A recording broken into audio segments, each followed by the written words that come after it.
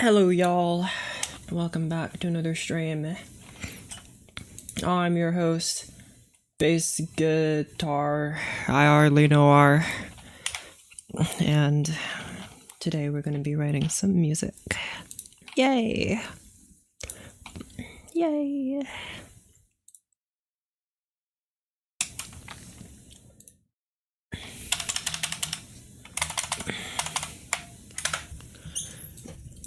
I have my cup of sweet tea. Delicious. And I'm so ready. Blah, blah, blah, blah.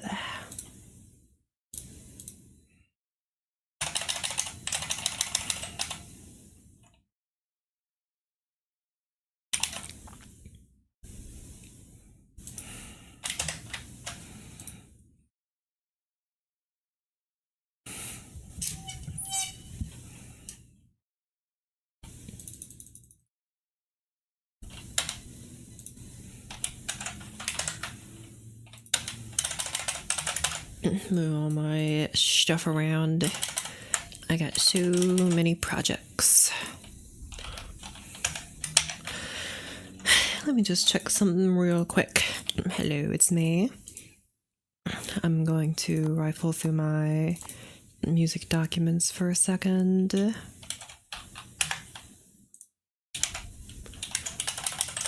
If I could find them. There you go, I'm gonna check on something real quick.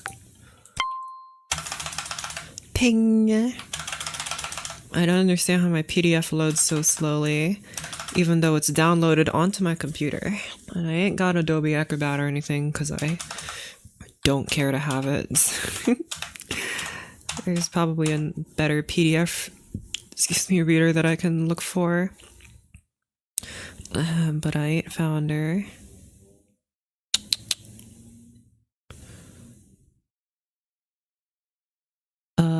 Checkin'.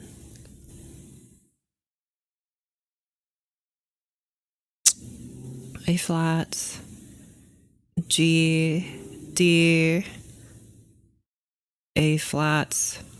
What note is that? B. Okay. Oh, don't worry about it. Okie pokey. Oh yeah, I gotta post on my Discord server, like, guys, did you know?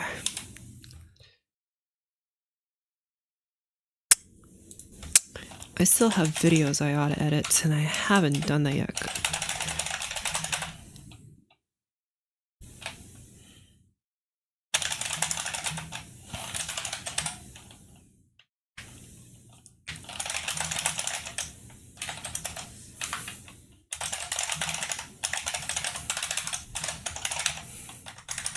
Okay. Let's get that chain rolling.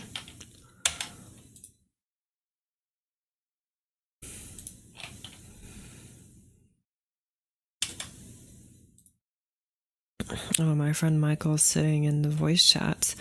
Wait, it tells you how long he's been in there? It says that he's been in the voice chat for 11 minutes.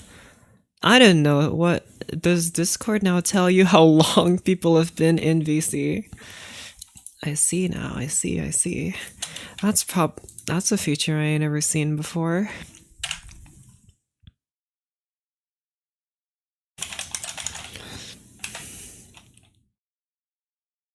Okay, well, I'm gonna close Discord now because I ain't gonna need that no more.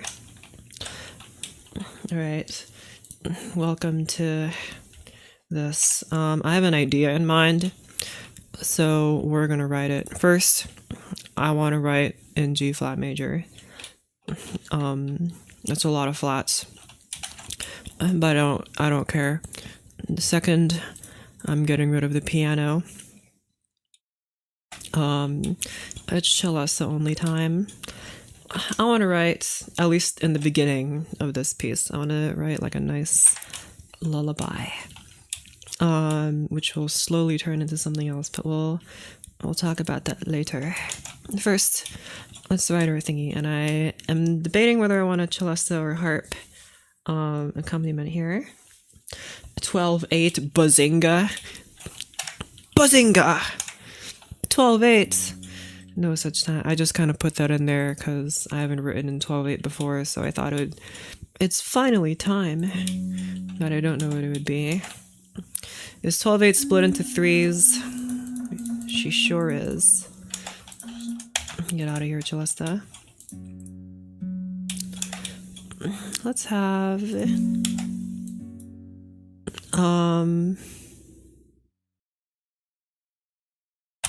Wait. Once again, I must pull up my beautiful cheat sheet of chords that I look at every day, stare at it, and do nothing else. Instead of practice or do scales, I just look at this chart, and that's how you do harmony. Anyway, I'm writing a 2 chord, which would be A flat, like that. Using theory to write music, I know it's a novel concept really, and scientists are still trying to figure out why the hell I'm doing it.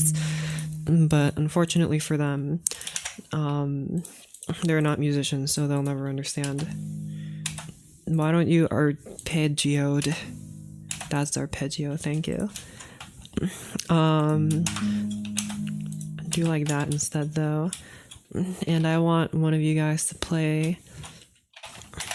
Put you in Celesta for now, actually. Oh yeah, I forgot that Celesta likes to play real low. Although that low Celesta does sound pretty rad. That note doesn't sound very good, actually. Those notes sound much better.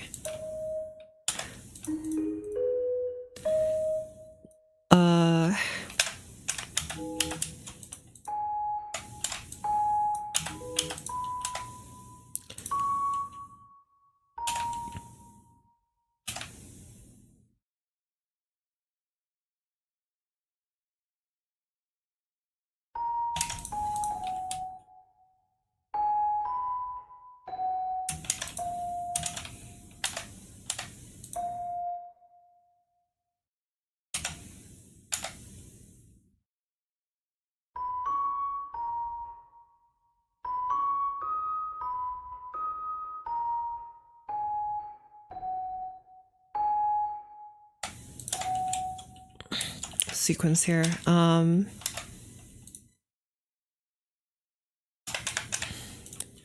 And you are...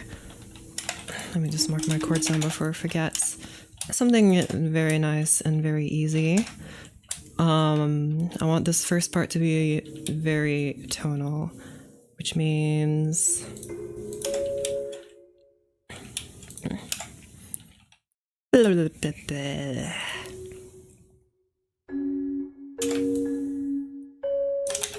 Five, one,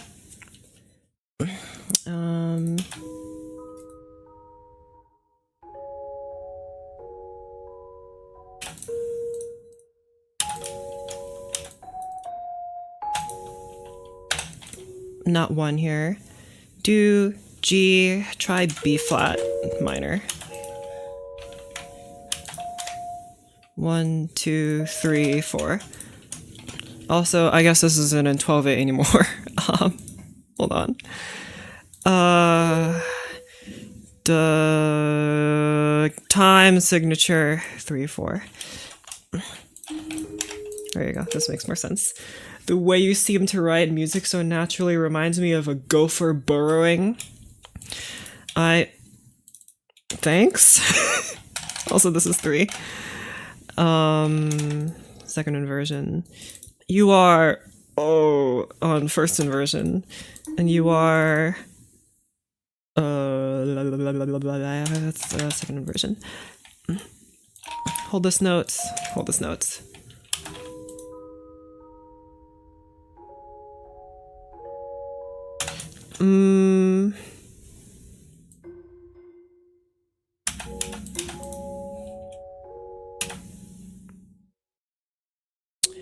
Try 2, 5, I want a minor chord here. What are my options? I could go to minor 1, diminish 1. I'm quite fond of diminished 6. Could go... What else? I did try minor 3. I don't like that. I could do flat minor 3. Let's try that. Which should be B flat.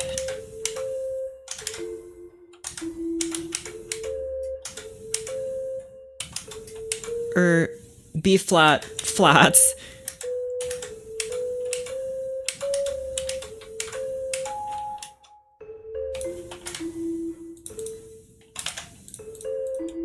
Okay, that's like one of the most disgusting chords I've seen in my life, but whatever.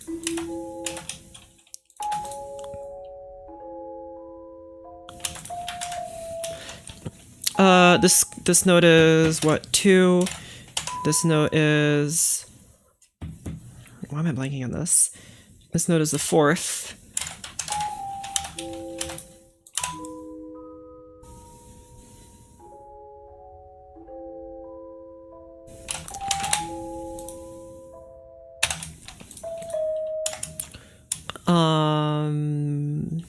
E flat is the 6th.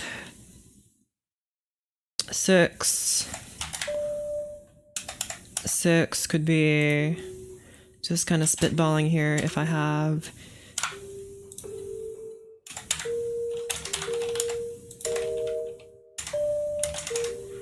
that's not what I want. E flats, E double flats, which means I want E, G flat, and B double flat. That's correct. Get arpeggiated, nerd. Hello, Celesta. There you are. Raise your volume.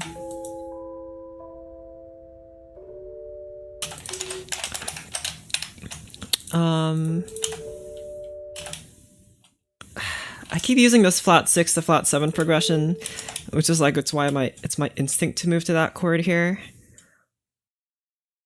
So I'm going to do that. That should be in the key of G, that should be F, or sorry, G flat. That should be F flats, F flat, major. Like that.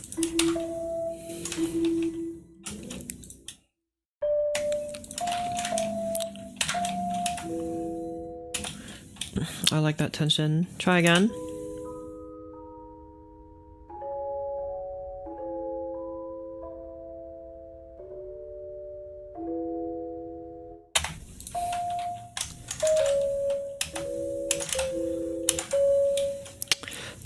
Replace this chord. Okay, the reason I chose these two chords here is because these are both Locrian chords. So in theory they should work. I'm not really liking them. I'm going to change this. I'm going to change this guy out for another 6 chord. I'm going to try this beautiful 6 diminished chord that I really like, which is Dorian. It's the Dorito chord. So that should be what? E flats diminished, which should be G.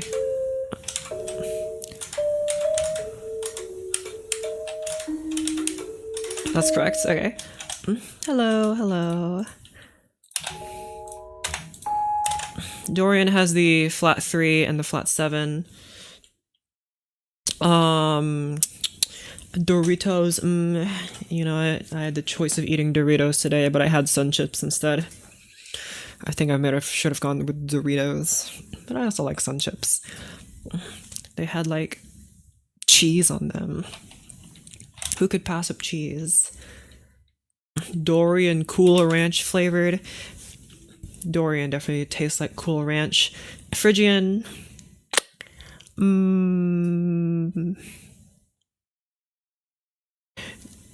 Sour cream and onion.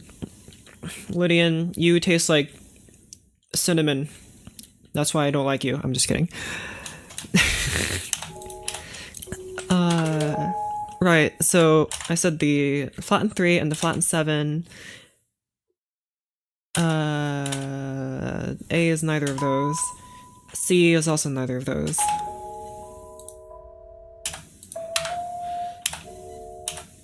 You are 7.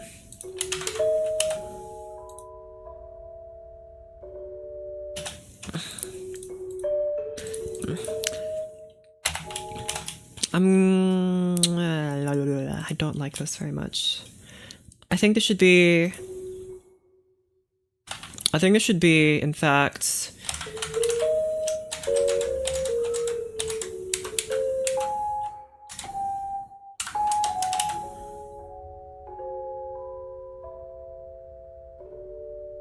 I like that better. And that's once again Locrian.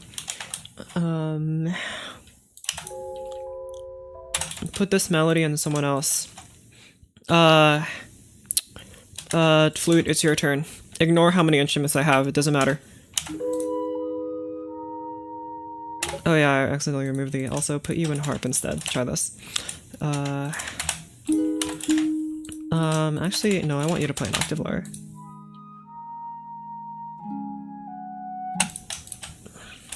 Octave down.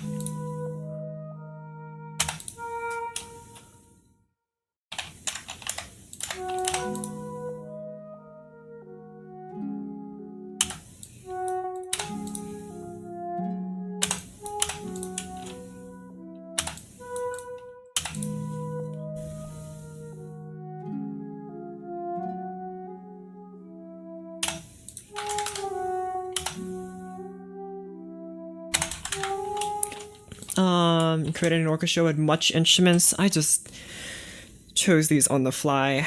In all likelihood, I am going to remove them. I do want to have a chorus for the first time, though. You guys ever write for women?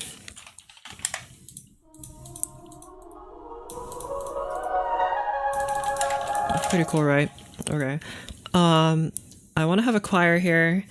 Cause okay, well, I for some reason I forgot to mention this. I'm writing this for a music jam, and the theme is stargazing. So I want to at least start off with something very, very calm, but also something a little bit uneasy, and then I want it to lean more into like the uneasiness. And then I guess I can go back to calm to kind of smooth it out, right? So it's going to start kind of slow, some kind of mysterious, but also relaxing. And who's pinging me right now? Unbelievable.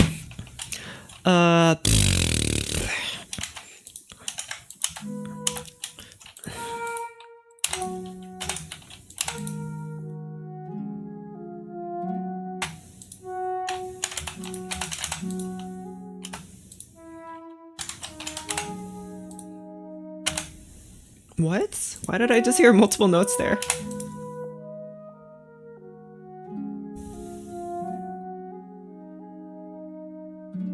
Excuse me?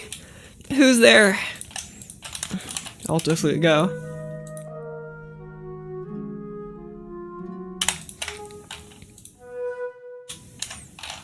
Hold this note.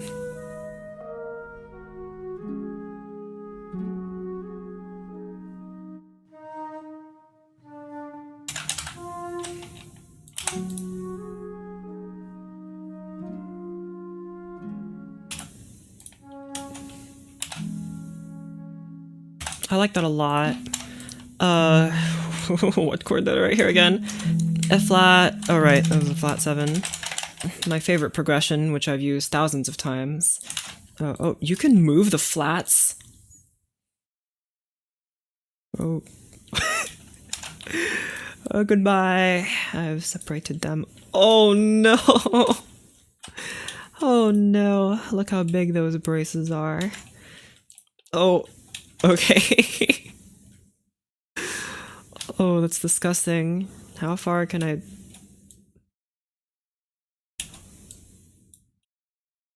Oh, that's one big heart. Okay, well, let's put you back where you belong. Yoink. Okay.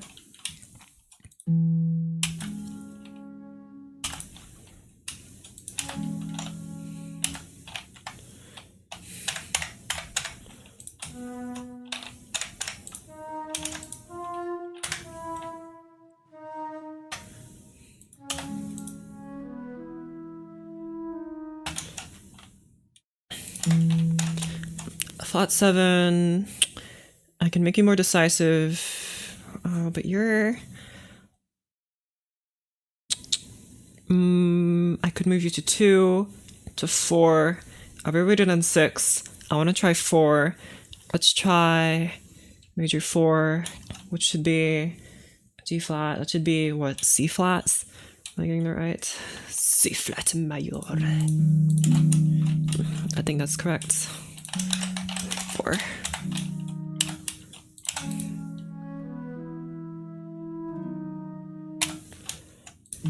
And then back to 1.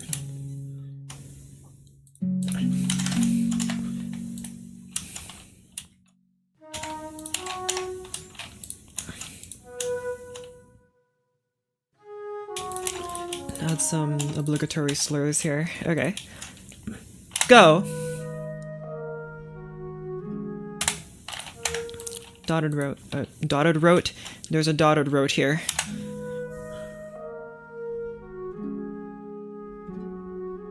I don't like that it speeds up and then immediately slows down. Just be more consistent.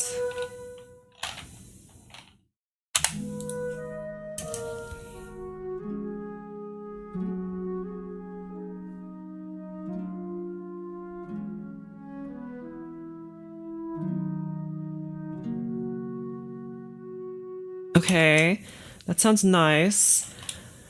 Doesn't sound good enough. I need you to be more good. I don't like...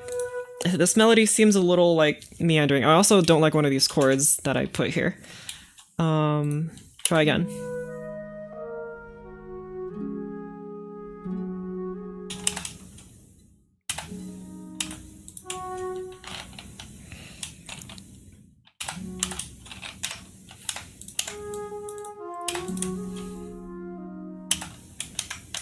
No. I think I don't like that these chords share too many notes. I want you guys to share less notes, and I know that you share multiple notes because of theory reasons. 3 would also share notes with you.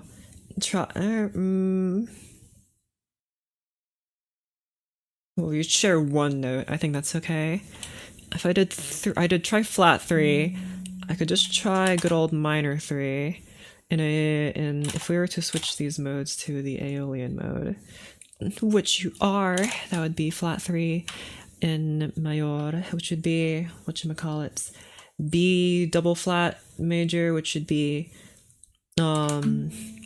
B double flat, D not double flat. No. Thank you. Like this.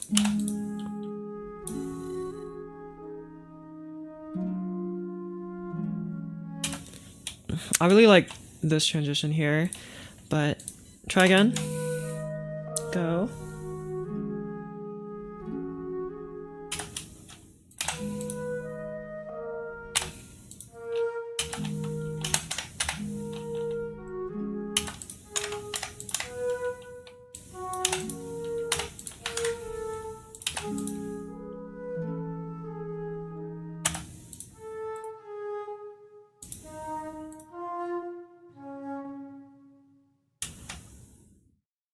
One more time.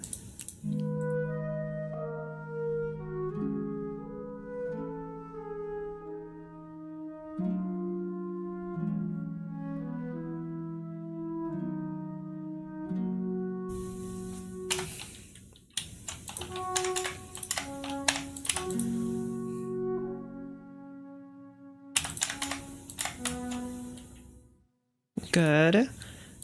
I think this sudden move into a non-diatonic tone is a little jarring. I want it to be a little smoother, so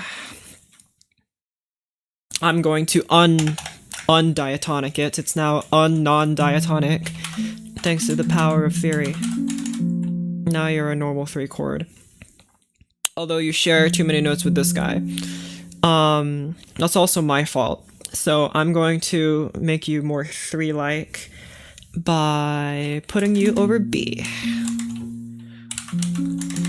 Have a nice open chord here, that's fine.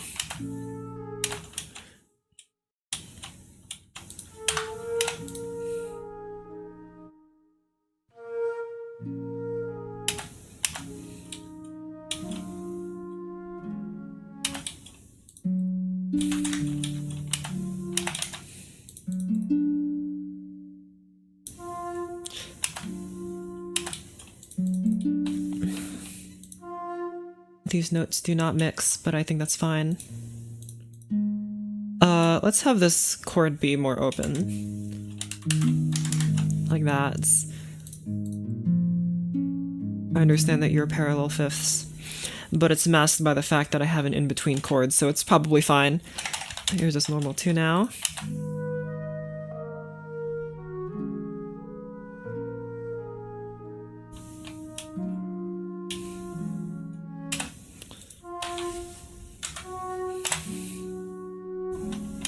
No, I like that F and D.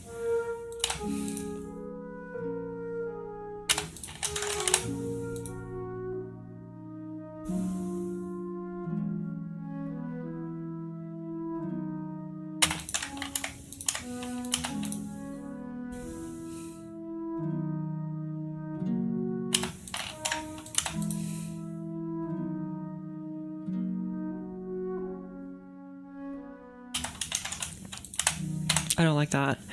I'll just let you have a consistent rhythm here. I'm not really feeling any of the dotted whatchamacallits. Just not feeling it. Not quite my harmony. I want here to like start diverging into some weirdness. Or actually, no, not yet. Instead, I want you to just like repeat this chord progression and or its variants. Chord leads into 2. I could try, other than 1, I could try 6, like normal 6, maybe diminished 6. Who shares this 2 chord? Mixolydian, Dorian. Those are the only ones. Well, I do like Dorian. I do like Dorito, so it shall be. Also, didn't I say I wanted more open chords here? Okay. This is a... Oh, I forgot to mark the inversions here. You are E flats, therefore your first inversion. You're over A, which would make you... Oh... flat 7, that should make you also first inversion. You're over E, so you're also first inversion, and I want you to be more decisive, so do like this. And then that means you should be a blah, blah, blah, blah, blah. E, G, B.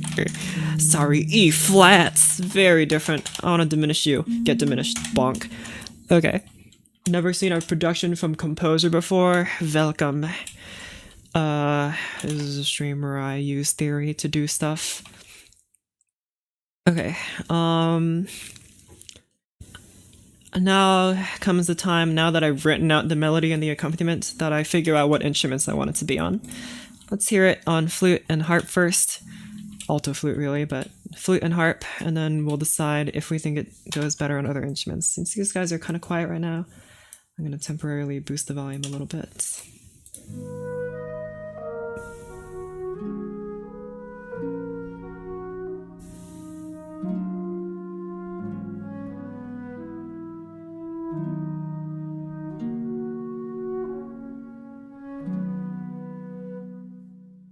Okay. Something felt a little odd over here.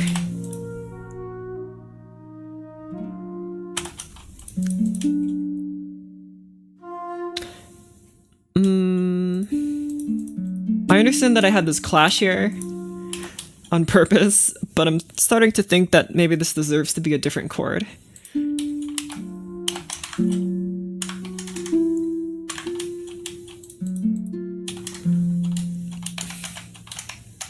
Oh, whoopsies. Otherwise, you should be like...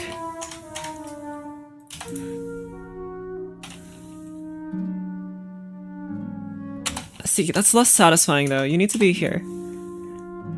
Okay, what house is F? F is the... is it? It's just F. So F is the 7th. It leads into 7 here.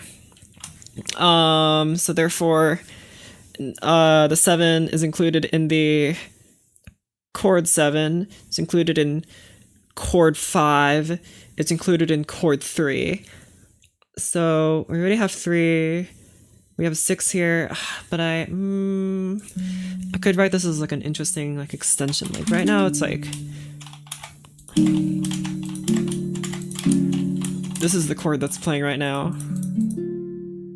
And it just doesn't work. If I erase these. That's a bit nicer. Try this.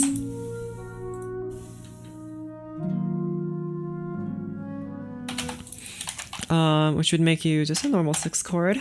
Ain't nothing wrong with that.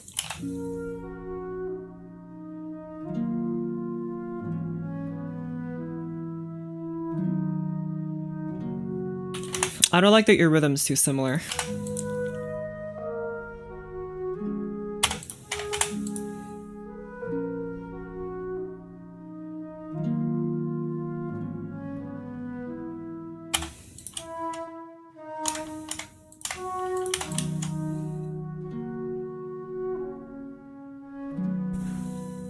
Good. Okay, I like that.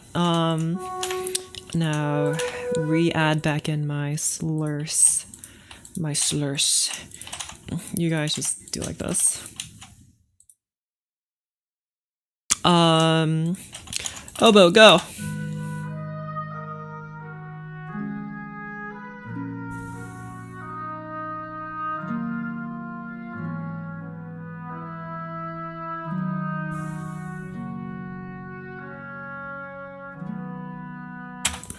Oboe and celesta, go. Oboe and celesta go very well. Oboe and harp go very well. Celesta and clarinet, go.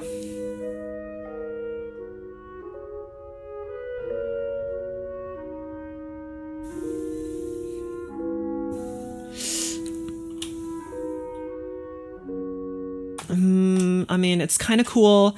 It's just that the celesta doesn't have as much weight as the clarinet, and I feel like the clarinet's a little bit too... It's a little bit too present, and it kind of overshadows the celesta a bit too much.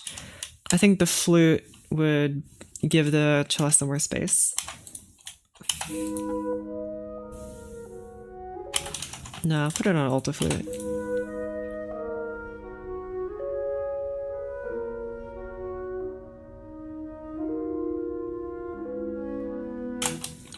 Okay, I'm not liking it in celesta. Changing my mind. Women, go! Women can't sing that low. It's so creepy.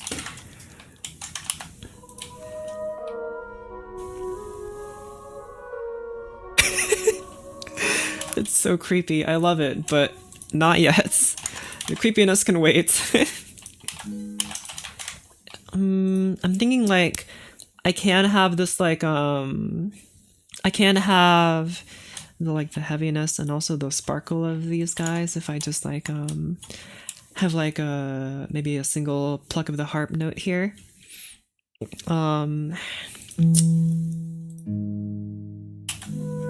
Okay, whatever. Here, instead of oboe 2, let us put English horn. Go English horn. And I think maybe the English horn will have a more mellow sound than the low oboe, also known as the low bow.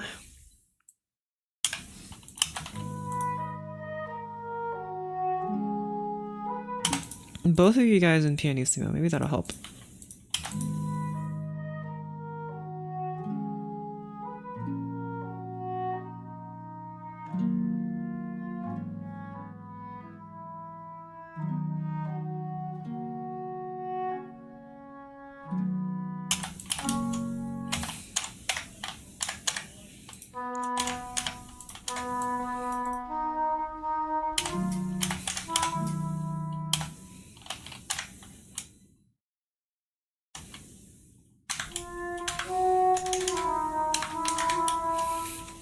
Okay.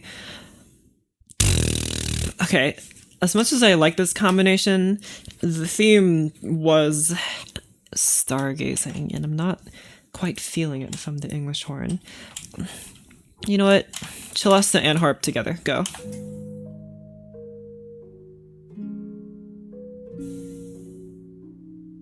Octave up. Go. You know what? Celesta only. Go. Try. And just for funsies, my harp friend, can you play the bass notes? And plus you don't have to do anything weird and chromatic, which I know harps love to do.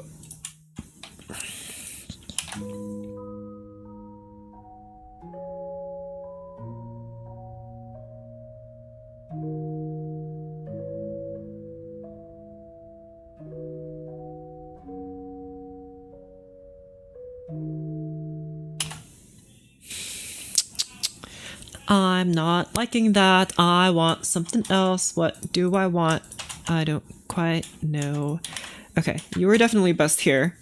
Unless I want to put you even lower. Or even higher. Go, flutes! And get out of here. Go back and harp. Don't go in women.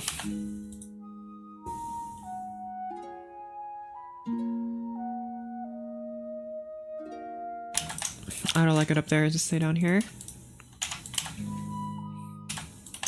I also don't like you up here, just stay down here. Okay, I ain't found nothing better than this combination here. And I want to hear what you sound like if I repeat this melody. Just want to hear this transition here.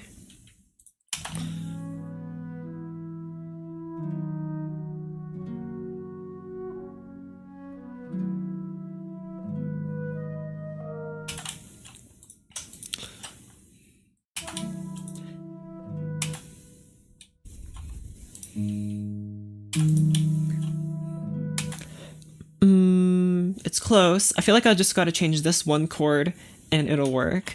Blah, blah. No way the cheese man is here. Hello, cheese man. We've been expecting you. How about just a nice, beautiful major 4 here?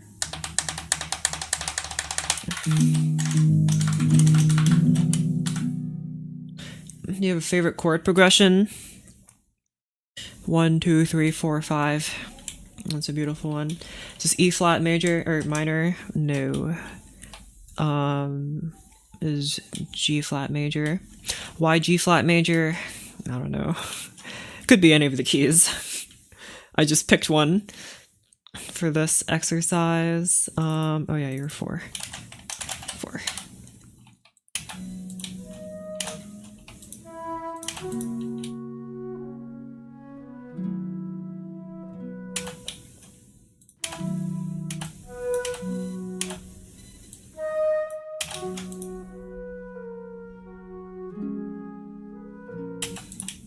Try again.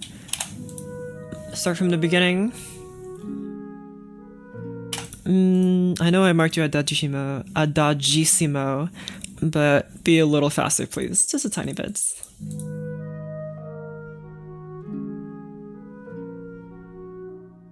Good.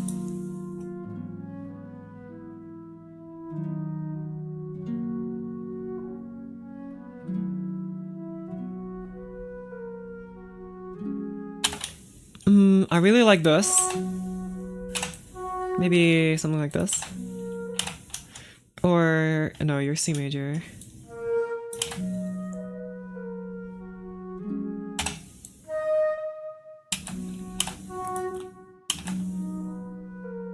No, start here.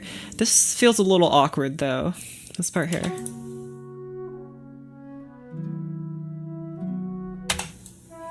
Try going from above. Hold on, go a little further back.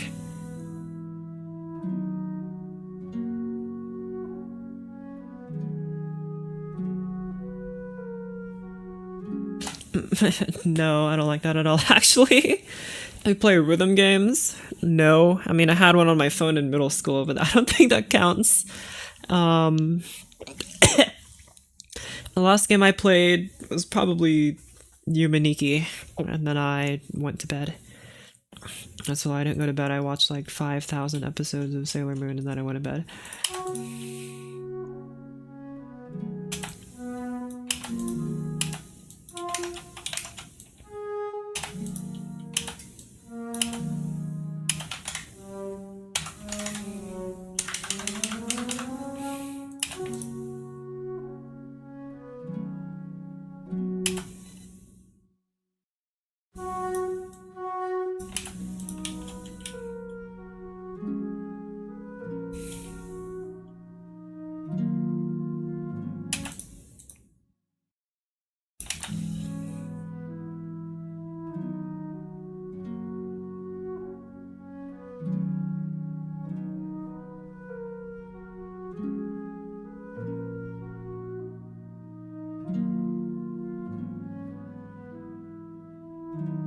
Okay.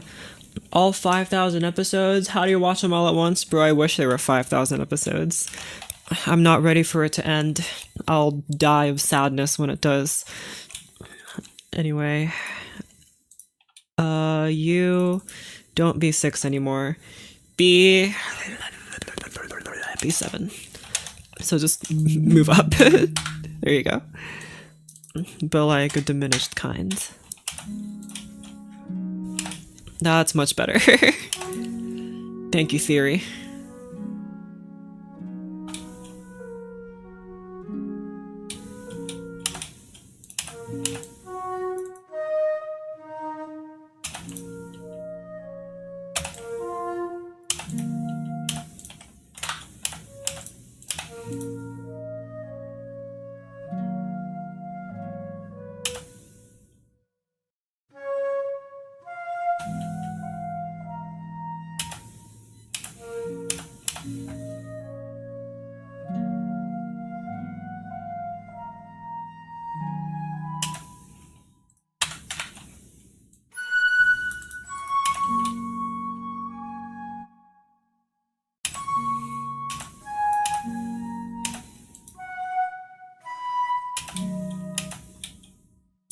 Okay.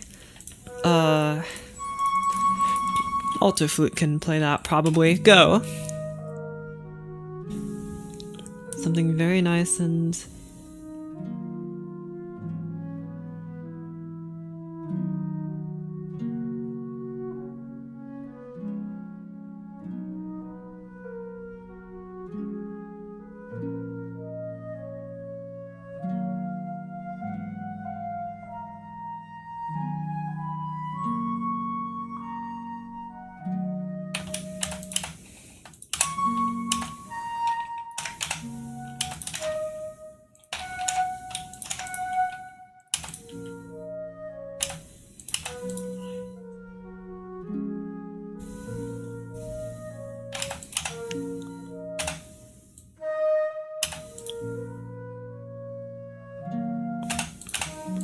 Try again.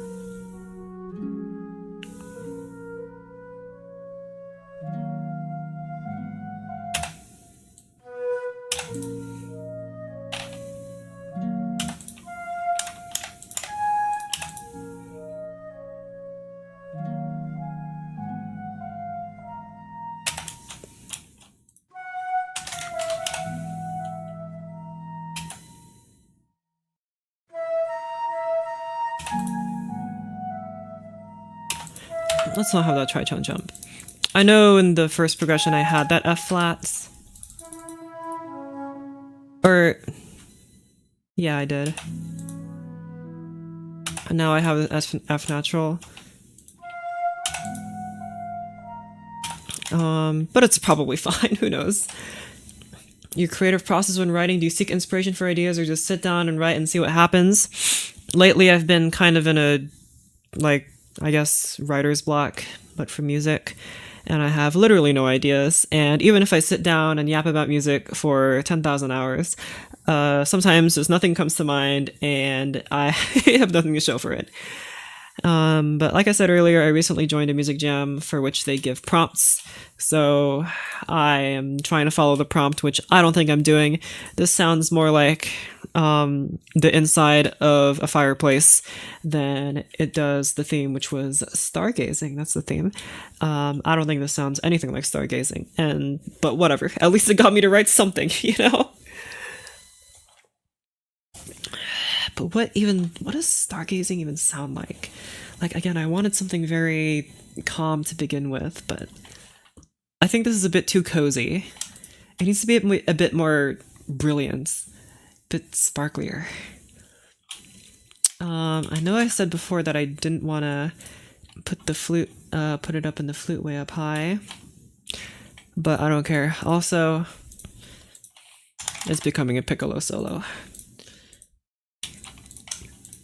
Piccolo, go! I choose you! Dang, Piccolo will not play these notes.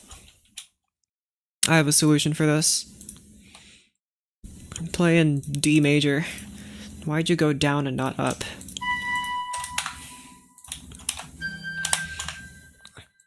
But... so, try this on the piccolo, please.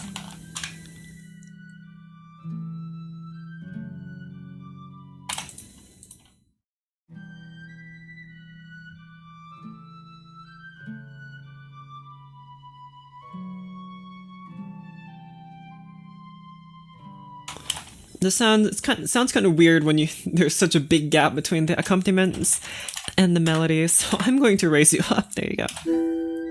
Whoa, you're so loud. Shush, shush, shush.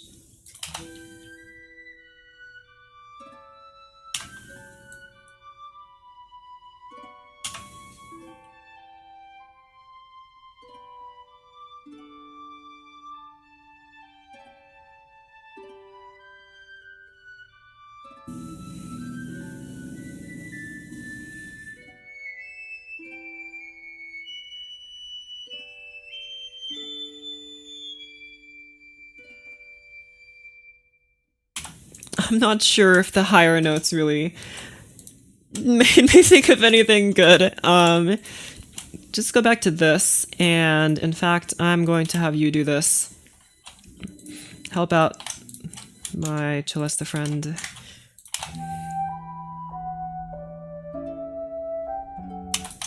Octave higher. Quieter.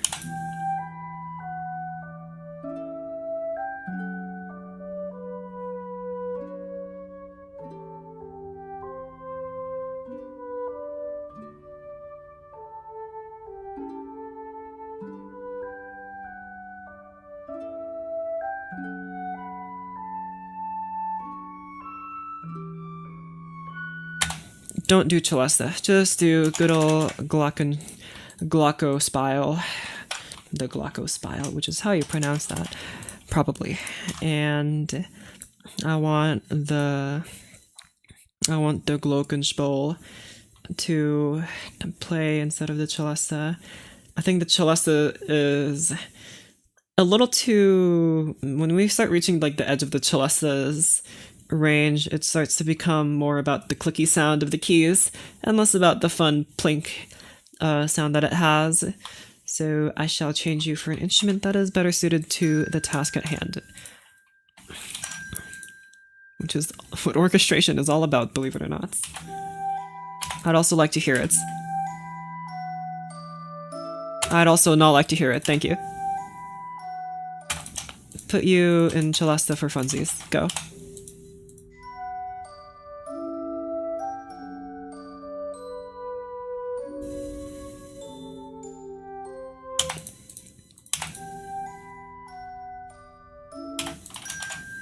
Try it with these beautiful soft mallets.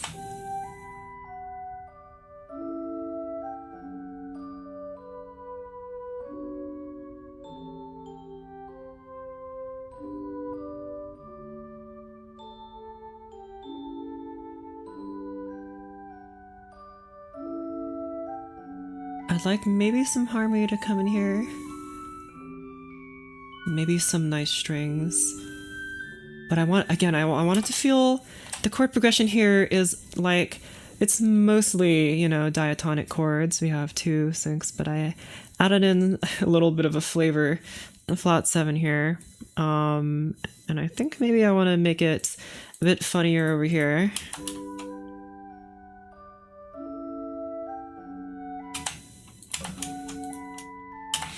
This chord is a F, oh yeah, because I changed it. It's now an F sharp minor chord. Let's diminish you for funsies because why not?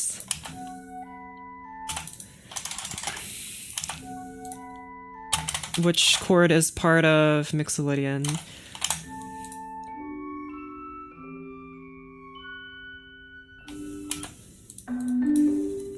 This is 4. Yeah, that's indeed G major.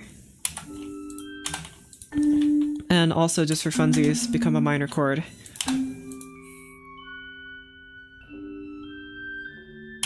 I think that sounds fine. I shall put you in minor 4 instead.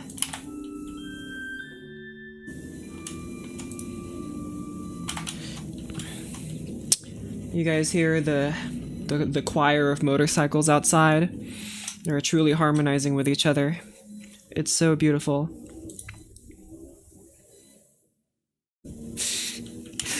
What a bunch of chumps. Okay. I want the strings to come in here somewhere.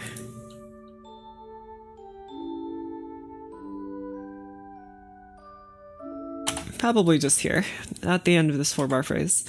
I have a choir of trains currently.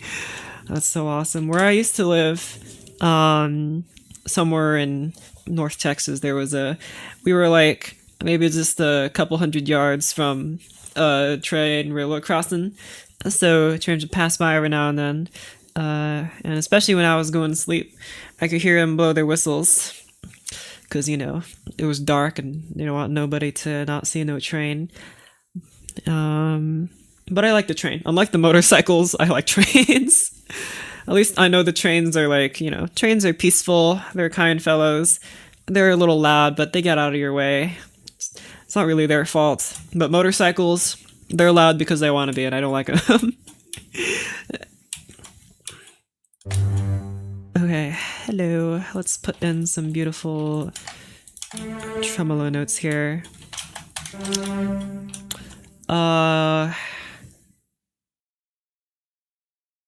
Try something like this. Actually, can I like... what kind of ornament? Can't I like edit the kind of trill that you guys do? Please do a 4th. Okay, I'm not gonna lie, that's exactly what I wanted. But I'm just gonna notate it like this. Where's my tremolo part? There you go. Also, shut up.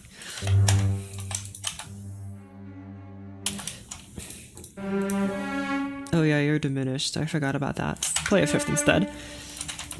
Do something similar with you. And do something similar with you.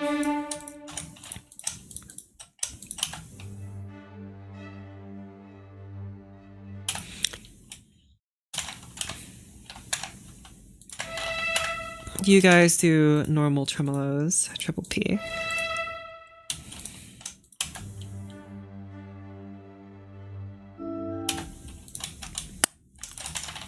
You guys do that.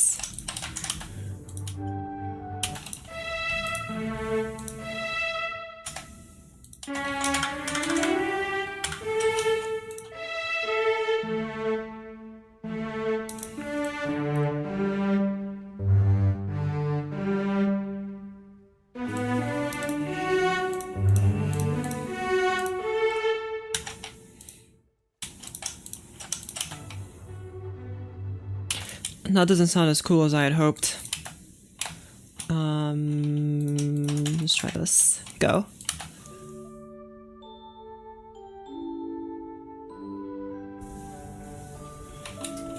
I mean, you're so distracting.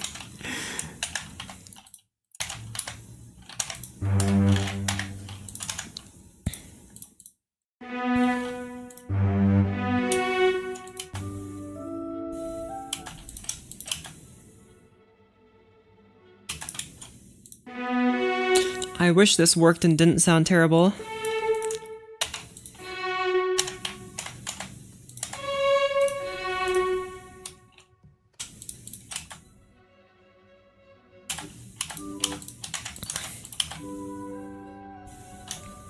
It's so goofy.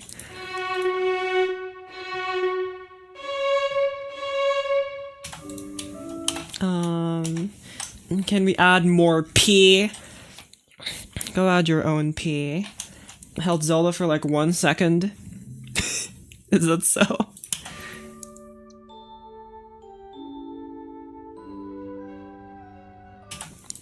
Why do you gotta sound so goofy, man?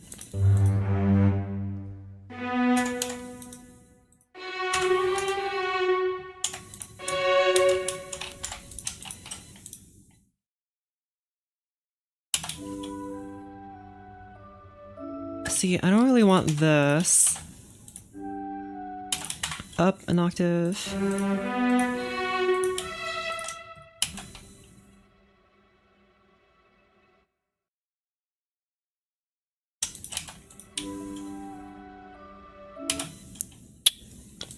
I changed my mind. Remove the tremolo.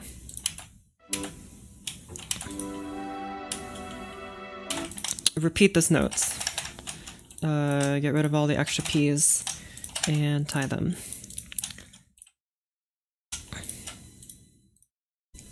Actually, put you guys in you both in this measure here, clarinets. You both in bassoons. Go.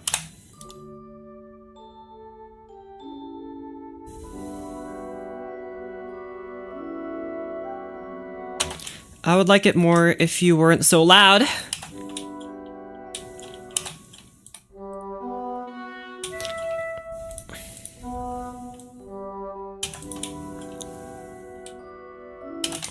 Put you in... put C here.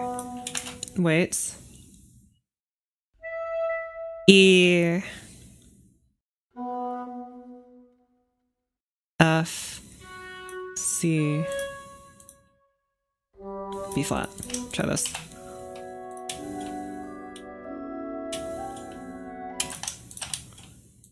Try this.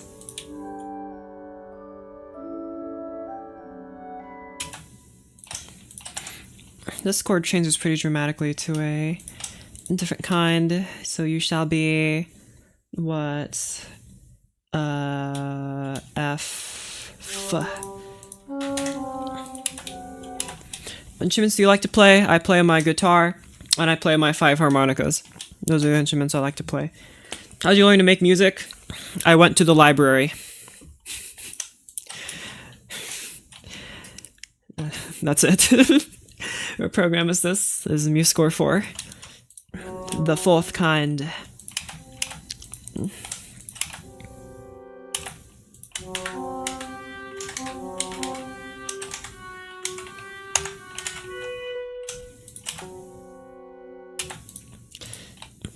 Play all 5 at the same time, please. I don't have enough mouths.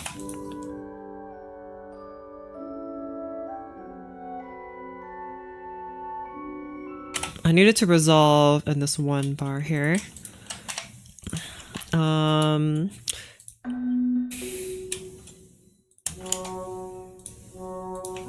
whoopsies.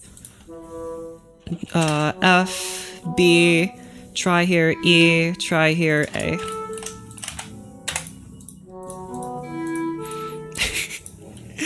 That's Mario Maker.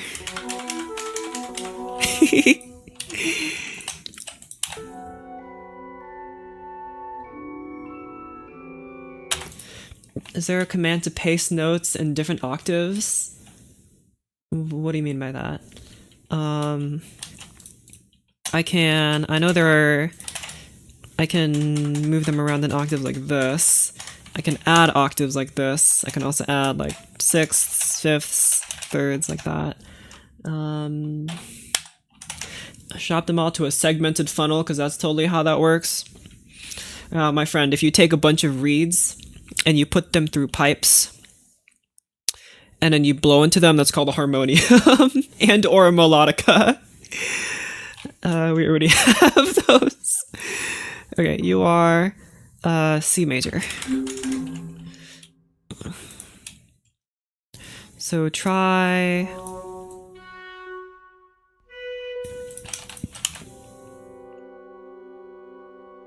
I like that.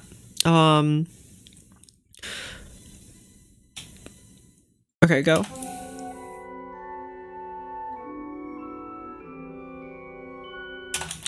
No, that wasn't any good. Just do a normal chord here.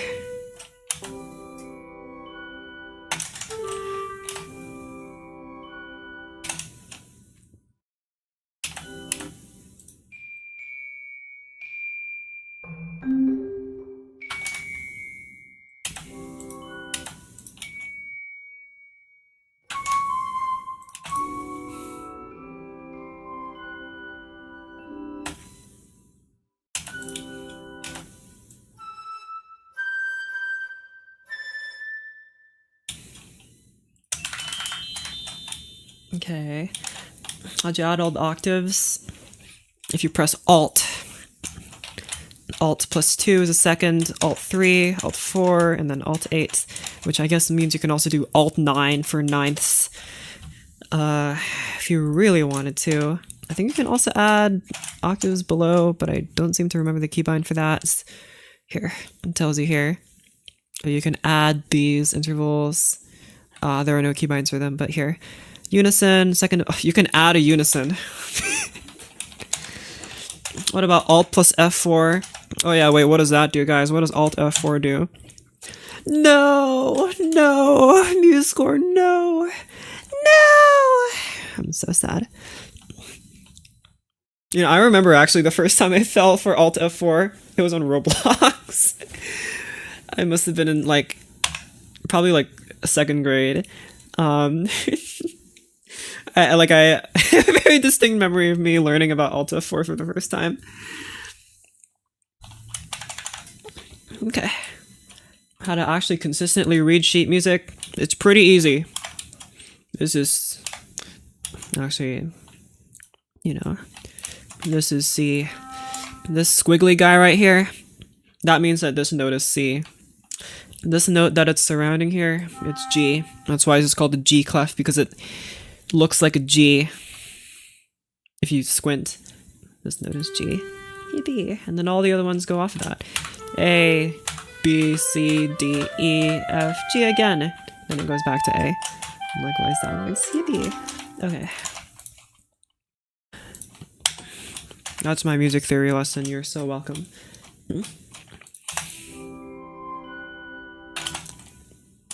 This F sharp. Is this F sharp? Yeah, that's F sharp. That's C until it's not C, you see? You're right, it's not until it is. Your large and very cool ears were blocking the clef. Oh, sorry, hold on. Let me get out of the way for you. Okay, so guys, if you look to your left here, you'll see the fabled G clef. This squiggle in the G clef means that it is surrounding the line G, in which you shall play the note G, but very specifically a G4. That's better, now I can see. Alright, cool. Good to know. Much better, thank you. What note am I putting down here? Oh yeah, I wanted to change this.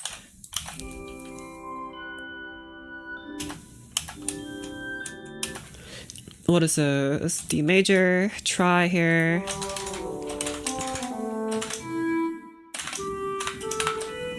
Try this.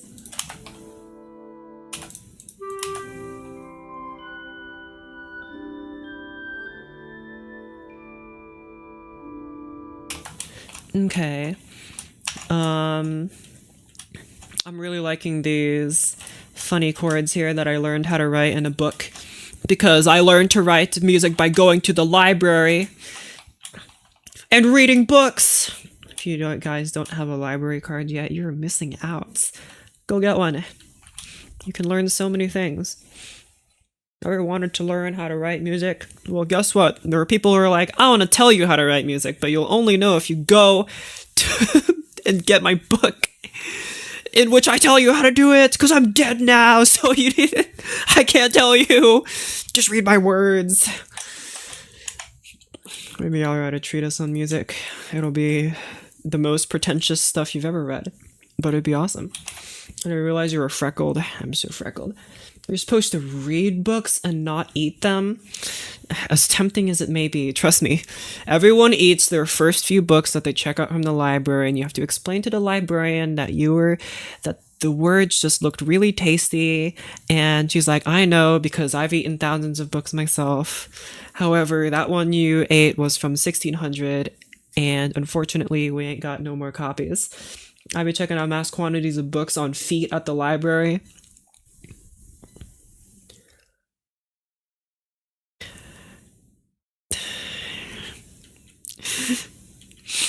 I'm so proud of you. I wish I were good at learning from books. Alas, that's not how I learn. Oh yeah, you definitely learn by doing, but if you read, like, I wasn't very partial to reading books until I went to the library, because I'm like, I want to learn how to write, I want to learn how to compose music. These books, some of them are available online, but I just want to hold a physical copy of it, because I know from like school that like having physical copies of things just made me retain the information better. So I just went over to the library, got some books on writing music and like music harmony, writing for orchestra, all that kind of stuff. I just got the books on them, and plus they have way more stuff than you'll ever find online. Because, you know, believe it or not, guys, information exists outside of the internet. How do you make good harmonies with the reeds? Okay, so basically everyone that's not a flute. Because the reeds have such different tone qualities, of course, you will know if you pull up the, like a wind quintet, like, template, whatchamacallit, that they all have different tone qualities. So the bassoon has this very beautiful and resonant lower range, but in its higher range, it's nice and thin sounding. I really like this thin sound of the bassoon, but bassoonists hate it. They don't hate it, but it's kind of difficult to play. Clarinets, they sound kind of the same throughout. They kind of scream at these upper ranges, but you're probably not going to use that. And they also sound nice and sexy down in these lower ranges. And the oboes, they sound good everywhere, really. So first I'm just gonna tell you the general starting point, and you can build off of that, and then I'll explain why this works. So generally, when you're writing for so many tone qualities, it's difficult to make them blend nicely together because they are so different. They're all competing for, space. All their different sounds are competing. So what you want to do is that you want to write for the same instruments. So if you have, 2 bassoons and 2 clarinets like I do here, which is, by the way, a very recommended combination for like a chorale, we call it, when you have all of these guys playing one big chord. It's called a chorale. Something like this, where you have not 3 different instruments like this, or even 4 different instruments if we include the flute here. If we write something like this, all of the timbres of these instruments are going to be competing for dominance. Especially this oboe here, because this oboe is playing low. Even if I put it in an instrument that's a little bit less, a little bit less resonance in this range, like the English horn. I mean, it's nice sounding, right? But it doesn't feel very even. The tone doesn't feel very evenly spaced. You can very clearly hear that this English horn is kind of playing over everyone else. So the thing is, you want to put instruments that are similar to each other together. So, same as these instruments. We got 2 clarinets, 2 bassoons, This is basically a guaranteed good sound, balanced sound. You can immediately tell that this sound is a little bit warmer, a little bit more full. Right? Now, of course, the thing is, instruments will tend to start to sound more alike the higher in their register they are. So if I were to move this an octave lower, you can very clearly hear the bassoons over the clarinets. Oopsies.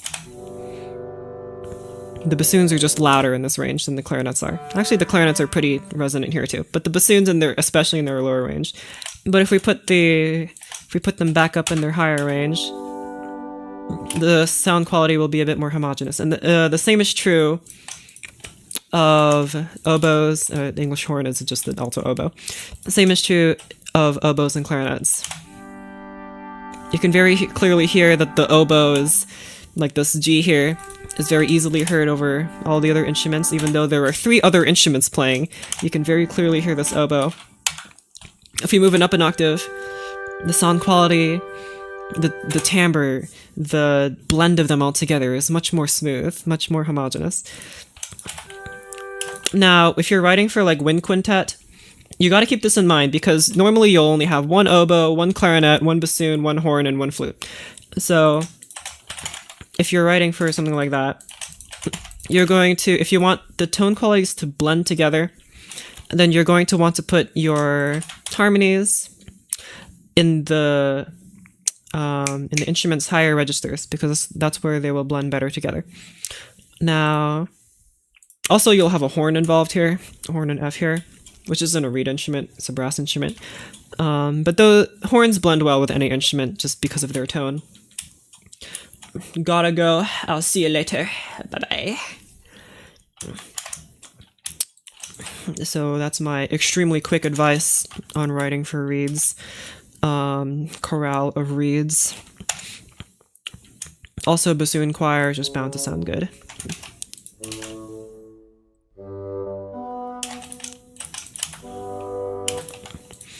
Oh, also, you notice how when I wrote the instruments, I wrote them like this? Or it just kind of went from bottom to top in the instruments. Like this. See, I literally just went up in order. G, B, D, G. That sounds great, right? But it could be better. The thing is, instruments can also, another technique to help instruments blend better together is I forgot the term for it, but it's basically where you interlock the voices. So you just alternate who plays who. So let's say I started bassoon. The next note I want to play is B, so I'll put that in clarinets. The next note is D, so I'll put that in bassoon. And the next note is G. It sounds a little different, right?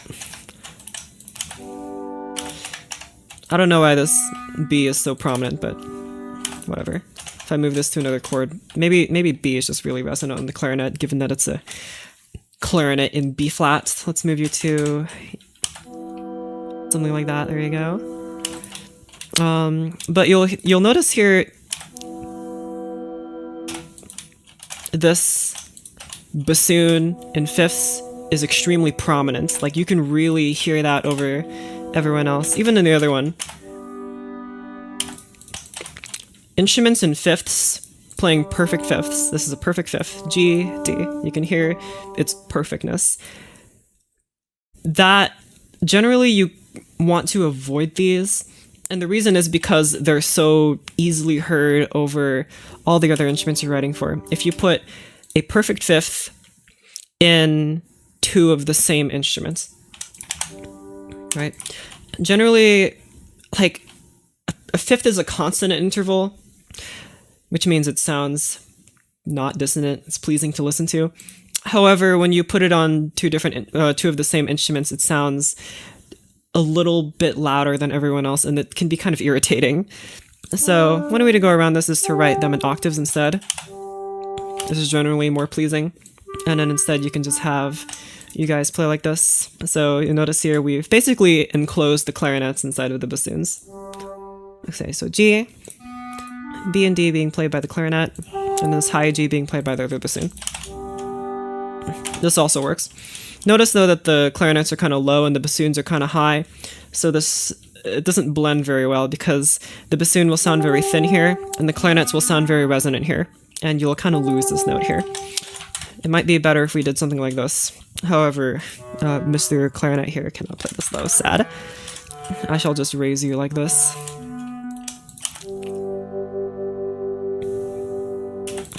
There you go. Alright, awesome. Back to whatever I was doing. There's National Coffee Day. Did you get coffee? I did consider getting coffee. I did hear from someone that it was National Coffee Day, but I didn't. Because when I heard about that, it was like 6 p.m. and I'm like, I don't think I should get a coffee at 6 p.m. Sad. Unbelievable. I did not get no coffee, but I might get some tomorrow. It ain't too late to get no coffee. Out of 9/8 clarinet solo. Okay, what was I doing? Right, you guys.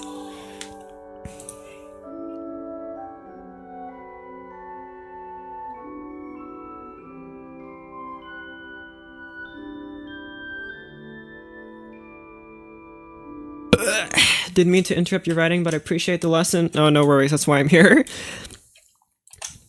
I want you in trumpets and trombones. Go. Never mind, I don't like it. Okay. I want here, again, I want like an uneasy feeling, and I feel like I know exactly how I'm going to achieve that. I want some flutes to come in here and play some funny chords. Something completely different than what all the other guys are doing. We'll be streaming tomorrow, maybe, if I don't immediately fall asleep. I haven't been streaming as much lately because, like I said earlier, I've been kind of like creatively stuck. So I'm coming up with new material.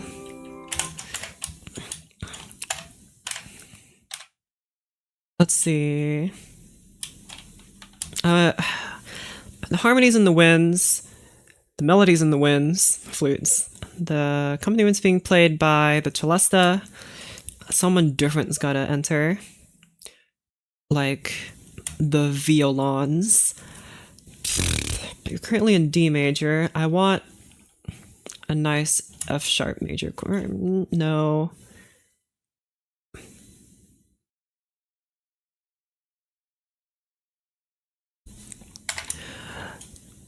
Try F minor here. That's not what I want.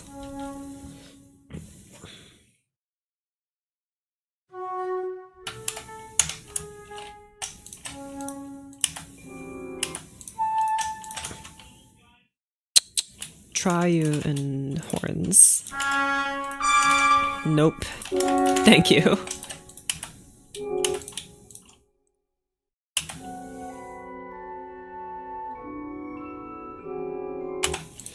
Lower. You're a little too close now. Try. Try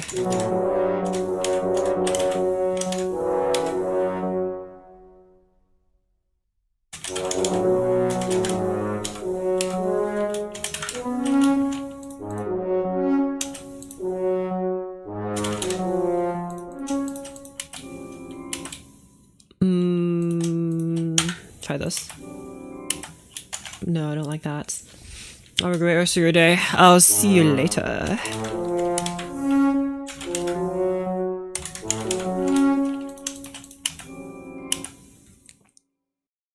Like I said, I need like a frightening chord down here, and I think this might be it, but I just gotta do it better.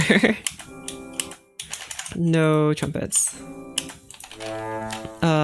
A flat, or not A flat, just A.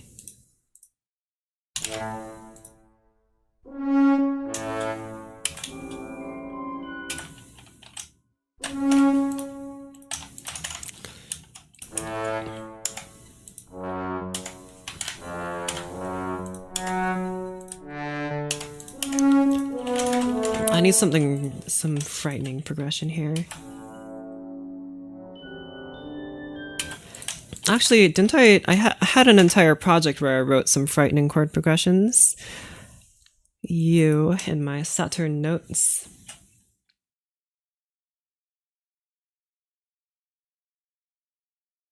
Open up. Okay. Here we have some fun chord progressions that I wrote last time. Let's listen to some of them and see if I like any.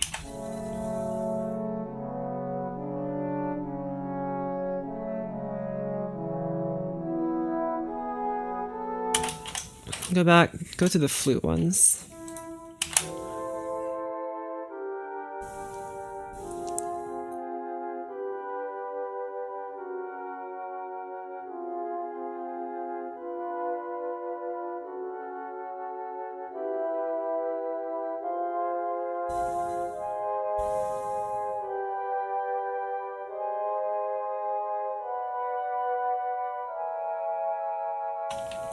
I really like this one. Let's try and steal this one. Put it on multiple flutes.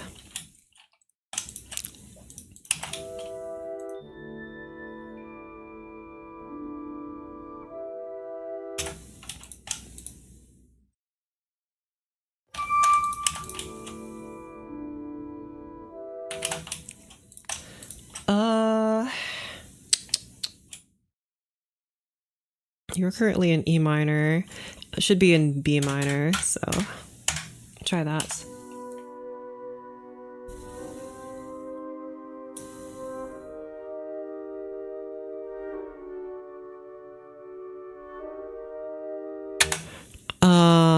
Try new time signature, yoink. And then bop, bop, and bop. Very jealous of how fast you move in MuseScore. Bro, just learn the shortcuts. It's just like Tobuscus said so long ago. I need some shortcuts so I can be the very best employee of all. Is this the main style you compose in? Nope. Speed trying some new things. If you look at the works that I posted on my channel, they're all very tonal. I mean, not that this isn't tonal, but it's like a little bit less tonal. Usually I'm very steadfast about functional harmony and theory. And these, I'm trying something a little different.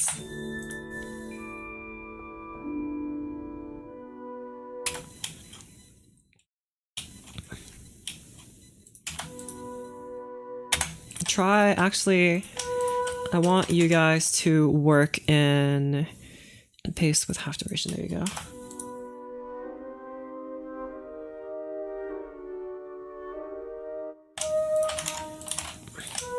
Alternate between these chords, please.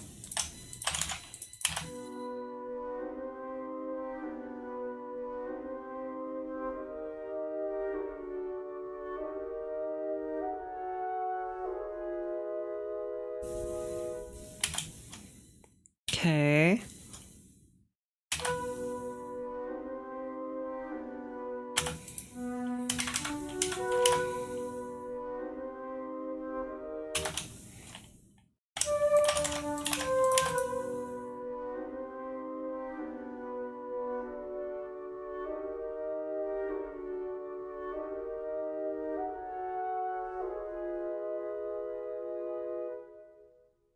Okay, I like those chords.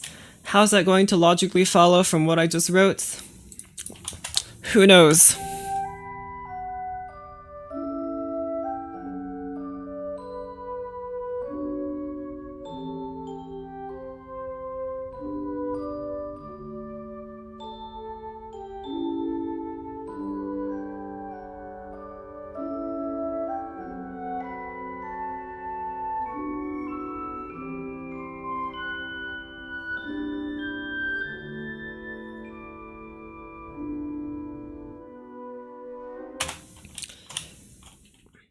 Put you guys in you.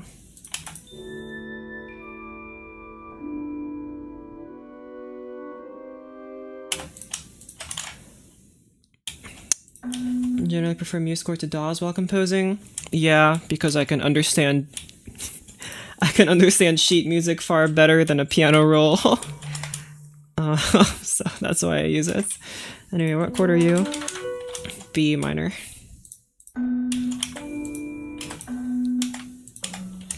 Or actually, you move from B minor, go to... Oh, what's the chord? Wait. E. E. Oh wait, don't move diatonically. Move chromatically. Thank you.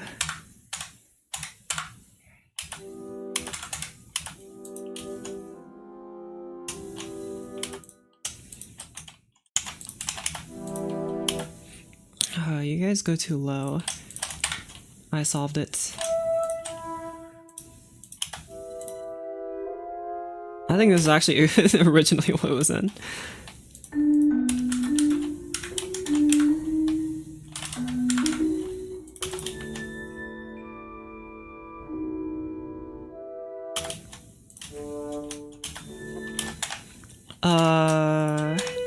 Go back here. I need you guys to play a nice pure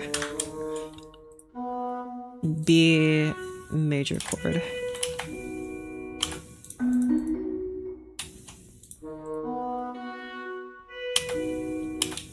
One of you guys is playing a wrong notes.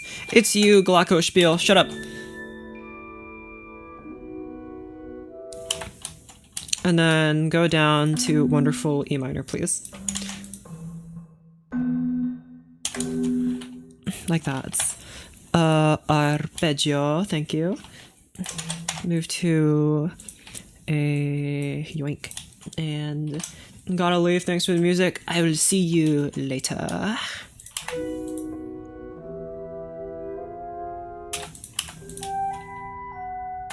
Start here.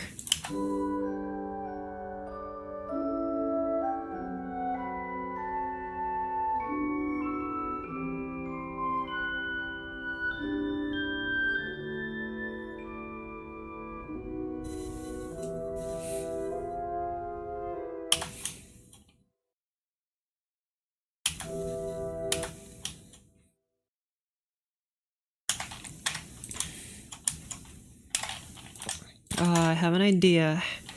Hold on, take the chords from here. And where's my harp?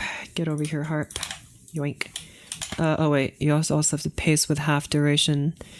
Get pace with half duration.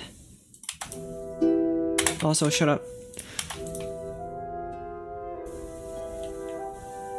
Oh yeah, I changed the chords a little bit.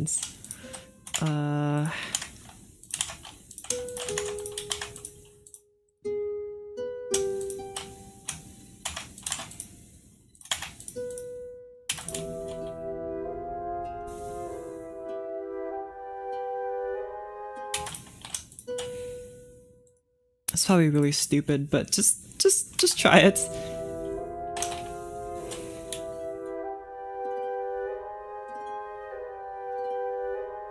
No, that doesn't sound any good.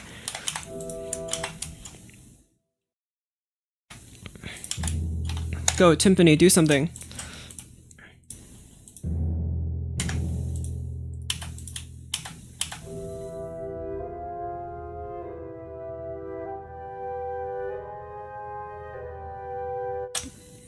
I don't like that as much as I like it. I don't like it. Doesn't fit the theme. Actually, not a lot of this is fitting the theme. I'm just kind of writing what I like to hear. This definitely fits the theme. I need something a bit... Oh, what do I want?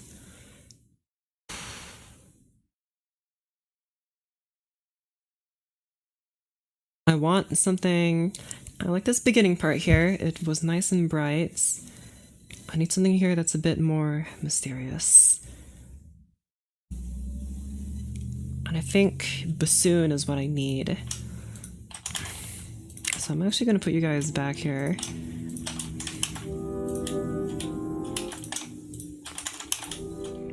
In order to better fit the theme of what I want. Some cellos and bass pitch. That actually sounds like a great idea.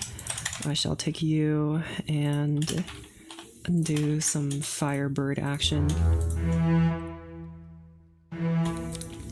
Pizzicato. What, pits for shorts?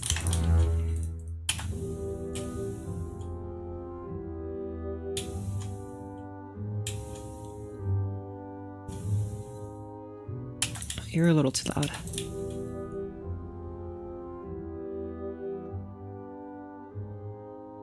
Good. There's something needs to sparkle on top. How about a harp doing some funny business up here?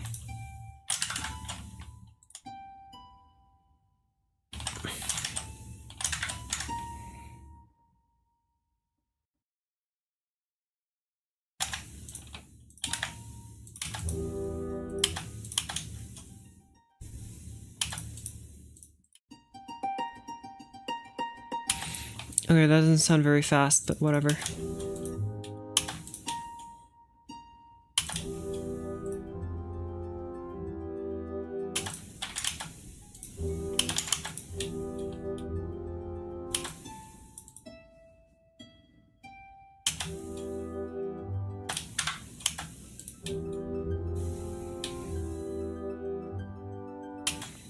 I think that would sound nicer if it was faster. Go, Celesta. That's not a Celesta. Glockenspiel, go. You do it. Actually, Celesta would be better. Go, Celesta, do it. You're so loud. Shut up. You're still so loud. That's mostly the fault of the sound font, but whatever. I need it to be nice and quiet. Play with your soft mallet, please. Thank you. Actually, you're already playing with soft mallets. Shut up.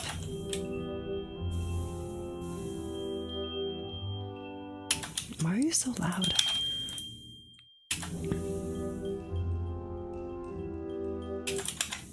Okay, whatever. That's fine. Who cares? Delete all of the P's. Thank you. I need more P's. Oh yeah, you're right. There's the princess and the... What?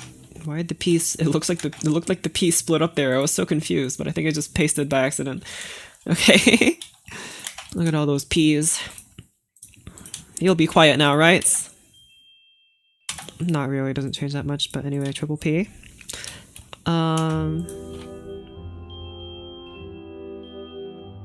are you still so loud? Okay, well anyway, doesn't matter. Let's have some bass drum.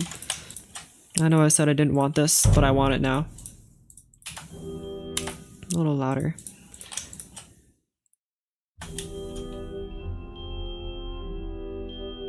You know what? I could just... There's an instrument that they make. That's all sparkly and everything. Who knows what it's called, really? There you go.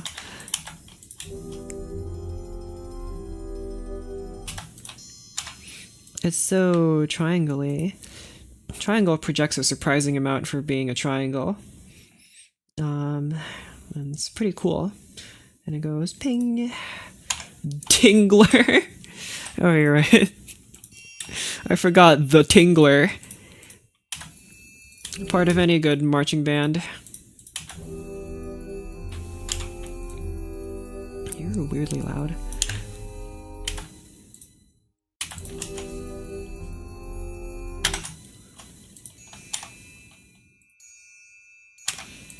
Let's do something like this for now.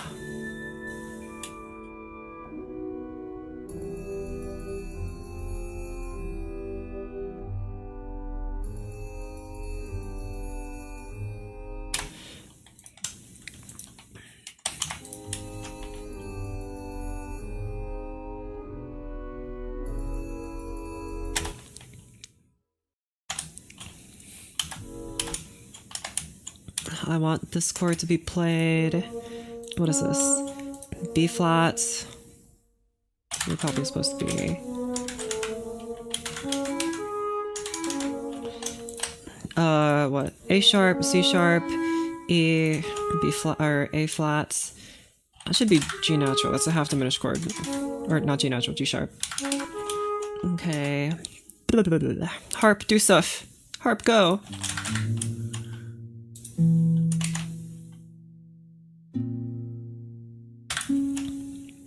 What did I say it was?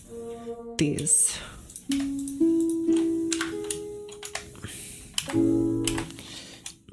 learn how to compose. Currently learning some more theory. I know pretty basic stuff. Where should I start? Learn your chords. There are 3 chords you need to care about, 1, 4, and 5. Everything else is just an embellishment of those. That's the idea behind functional harmony. If you want me to say more, then I will, but you can go read about it yourself if you'd like. Oh, dang it. I meant to press N, but I pressed Control N by accident. And now a new score is gonna load up. Sad. Let me get rid of this old one, actually. Get out of here. And you, go away. Go away. Don't need that. Go, Arpeggio.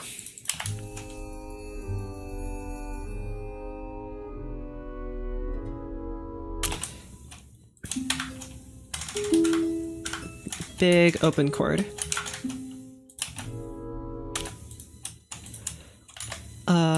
Timpani here. Play this wonderful A sharp.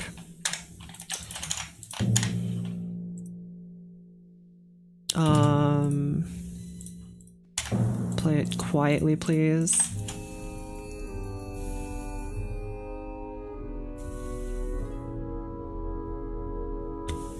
I want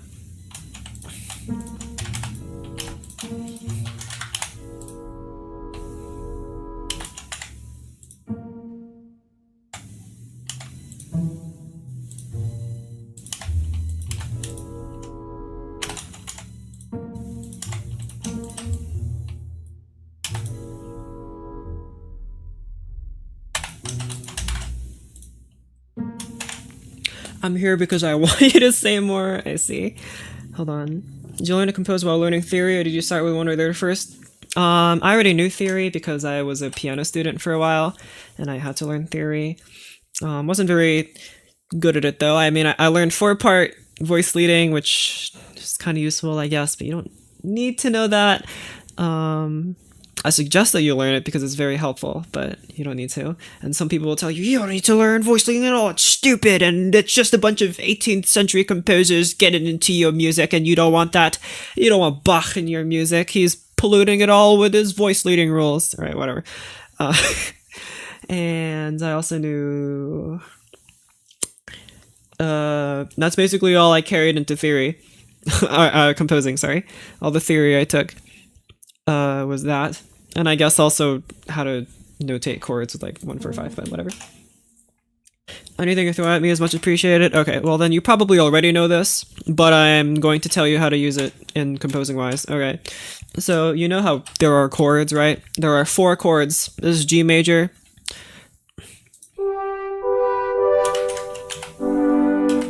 That's the 1 chord, which I shall mark with an I for 1. There's C major, which is the 4 chord. There's D major, which is the 5 chord. This is it. This is all harmony is these 4 chords. Your release chord, and then your tension builder chords. And then release. Beautiful. Everything is just an evolution of that.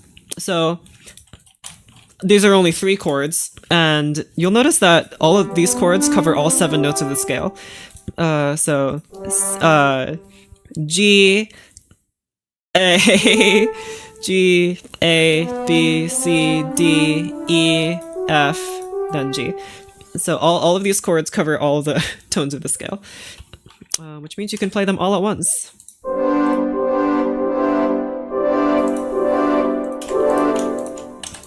And it sounds like this. Pretty cool, right? Okay. Well, other than that, now there are other chords in between these. There are 7 notes in the scale, right?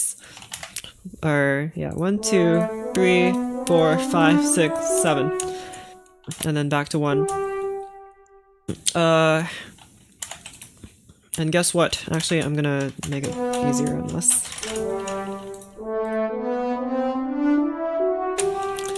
There are 7 notes in the scale, right? We can build chords out of them. So I'm just going to do that. There you go, I built chords out of them. I'm going to put them in clarinets, actually. Get rid of these dudes. This guy is 1. We established as G major. The 4 chord is here. And the 5 chord is here. And I guess this is 1 again. I'm actually going to admit this. Okay. Now what about all these other guys? There are so many more chords that we could be using, but instead I'm telling you there's only 4 and 5 and 1. Well, you'll notice a lot of these chords share some notes with each other. You'll notice that this 4 chord shares 2 notes with this guy. This chord is on the 2nd degree, and he's a minor chord. So we denote that as with the Roman numeral 2, and it's lowercase, which means minor, right? This guy also shares 2 notes with this guy over here. 6. Again, a minor chord, which also that's not 6, that's 6. So we write Roman numeral 6, but in lowercase to denote that it's minor. Now, why is it so important that these guys all share 2 notes with each other? So you share 2 notes with each other, and you share 2 notes with each other, right? Why does this matter? This means that because these chords share notes with each other, you can replace them with each other in a chord progression.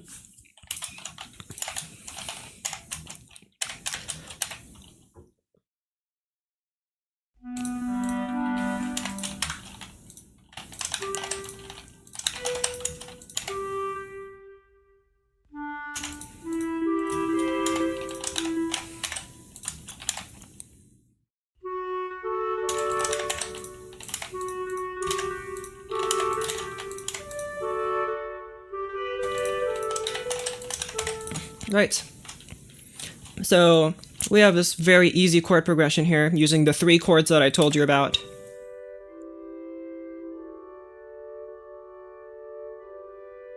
Right. Release chord, tension, build tension, release. Beautiful. Now, because the 4 chord shares 2 notes with the 2 chord, we call these 2 chords related to each other. And because they're related to each other, you can just literally take this guy and superimpose him onto this guy. So this is an A minor chord. There you go. Notice that when I change this from C major to A minor, I change 1 note because they share 2 notes. So out of the 3, 2 of them change, or 1 of them changes. There you go.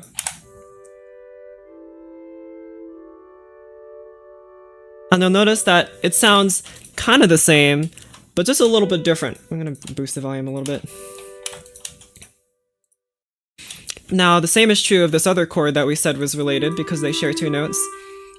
So if I change it back to this C major here, and I want to change it to this chord here, which is E minor, again, I change 1 note. The other 2 stay the same.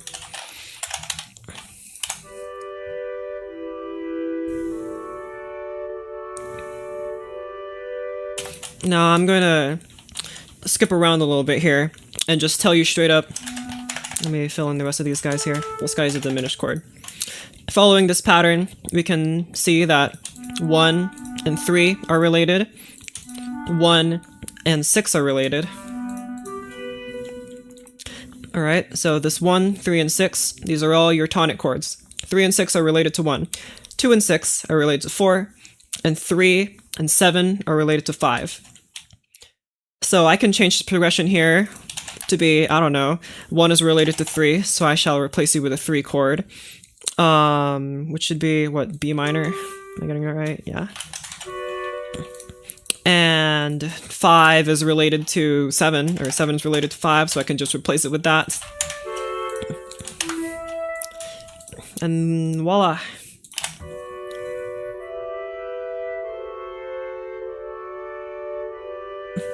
Easy peasy. Lovely, right?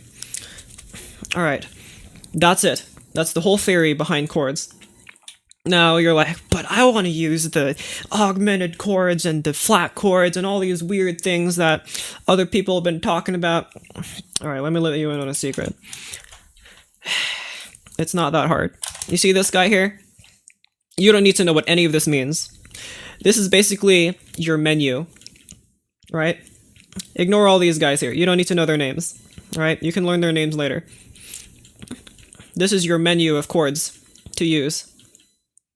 You see a 4 chord, you want to change that 4 chord to something cool, just pick from any of these guys. You have a 6 chord maybe, now you think you want to change, go to the 6 category and pick any of these guys. You got minor 6, you got flat 6, You got diminished 6. You got all the 6s. Let's change you to a flat 6 chord. Get flattened and also become major. Which should be, what, in the key of G, it should be E flat major, so.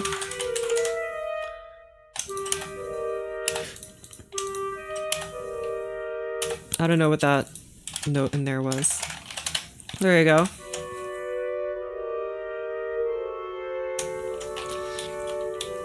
And it should resolve nicely. Now maybe that chord's a little too spicy for you, so let's get out of here. It's pretty safe if you just want to switch between major and minor. So just focus on these rows here. It's pretty safe to do that. They'll usually sound good. If you want to change one of these chords to one of the minor chords, then you can. For example, I'm quite fond of this flat 3 1 cadence, which basically is just a 3 to 1, which you'll notice 3 is related to 5, so this is just the 5-1 progression. But I like to steal the chord directly from Aeolian, which is the minor scale, which should be, whatchamacallit, B flat major.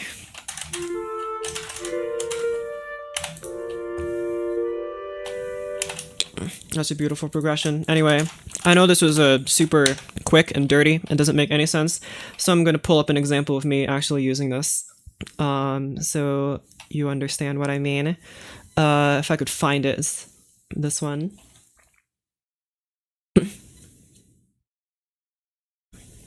How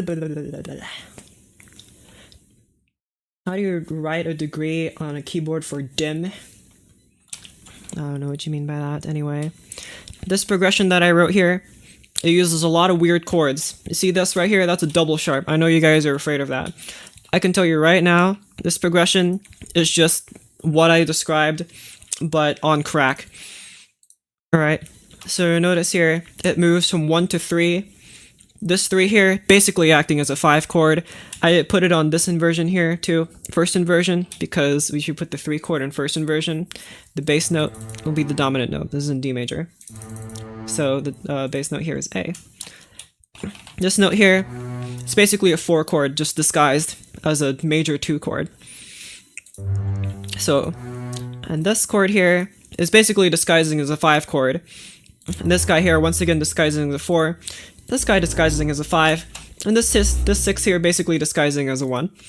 So the chord progression in essence goes 1, 5, 4, 5, 4, 5, 1, which is the normal pattern, but I just added a bunch of stuff on top to make it a bit weirder. So I can play it for you right now.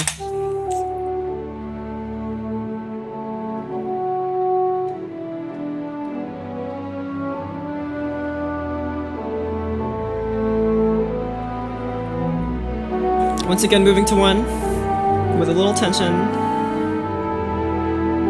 4, 5 here, and then resolve back to the main key. There you go. So, build a little bit of tension here on this 1 chord, which by the way doesn't do very much, but I augmented it for the sake of me.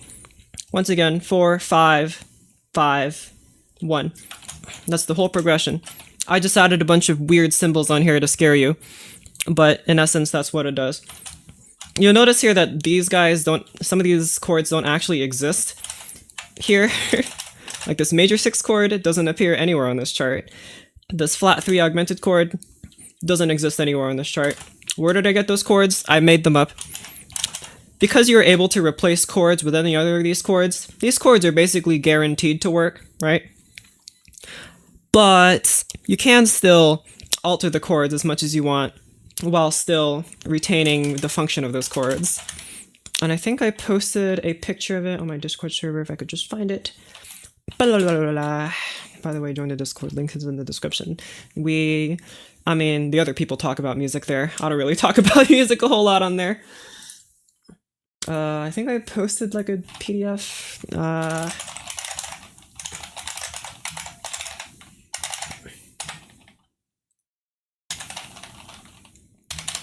Let's see.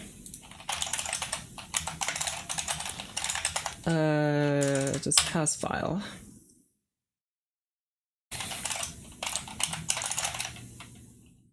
Go.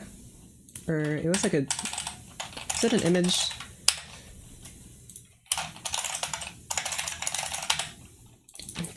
It's not letting me search for it because I have streamer mode. Turn it off. I don't care. There you go.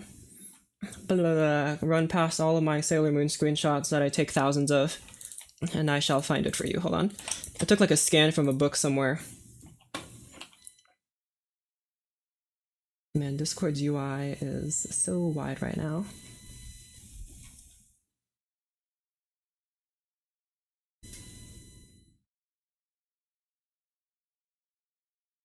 There you go. Open link. Thank you. Okay. Here's the chart of stuff. What does this chart mean? It's called altered chords. What does it mean to have an altered chord? It's when you take a chord and you alter it. What happens when you alter the chord? It sounds slightly different, but it retains the function that it previously had. So the function of the one chord usually is to resolve all the tension that you've created. That's it. You can do some funny stuff to it. You can make it augmented. You can make it sharpened and diminished if you're freaky. But in essence, the chord progression will still work. The screenshot, I don't know, is my, hold on. I think I sent it in my Discord server, but I didn't, like I have the original somewhere, but I think it's on my laptop, not on my computer. You can see it's very clearly a screenshot. I forgot which book this is from. I think I might have it in front of me actually. This book is it this book? I think it is. It's sitting on my desk. I haven't read from it. I was like thinking about reading it, but like on stream, but I don't think I need to. This one, no. What's up? What's up, Doc? Is it this book that I have here? I don't think it's either of these books. Okay, whatever. I think I might have mentioned it in my server, but I forgot. Also, I've been sitting on my feet and now they're sleeping. Anyway, look at this beautiful sheet of... Oh, am I in the way? Hold on. Yoink. I'm gone now. Oh, your screenshot time is over. Oh, so sad. Anyway, yeah. If you want to read more about that, then you can, but that's my extremely quick lesson. Goodbye, functional harmony. Okay. Now it's time for this. Alright, hold on. Go back a little bit.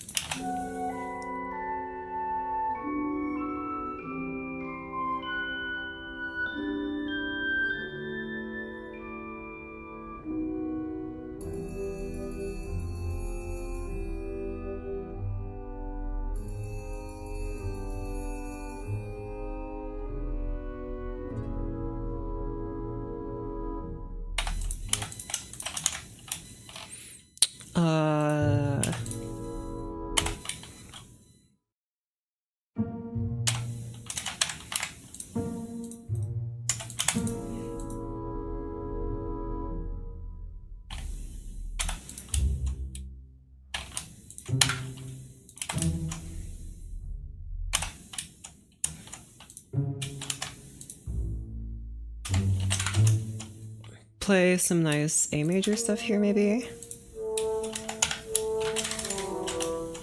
This might be fun.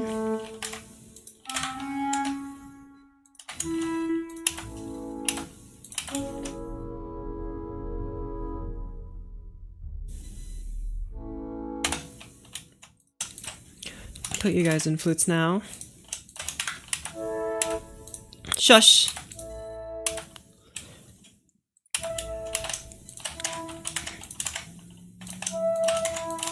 Move up a little bit, please.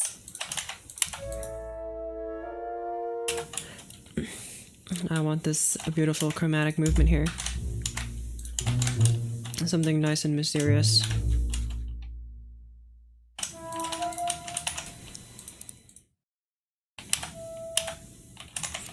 Put this guy in the glockenspiel.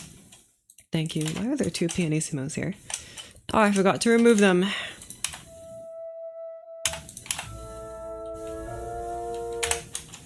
Oh, you're not as mysterious when you're like this.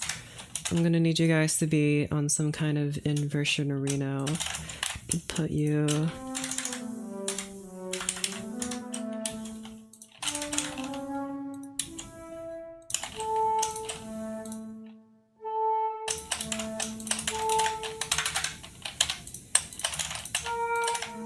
Oopsies. Select these guys. Okay.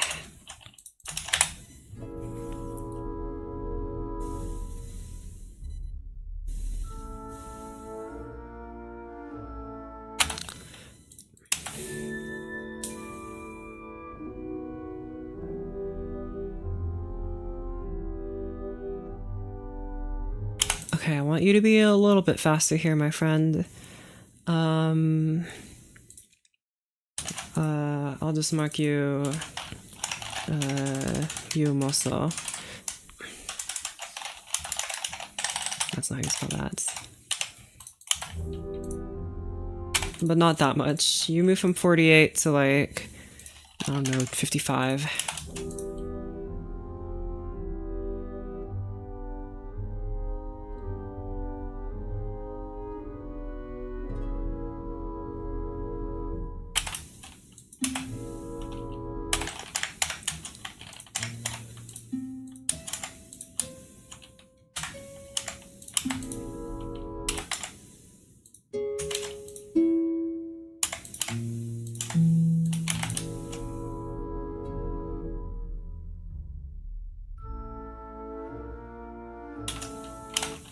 Not Glockenspiel yet.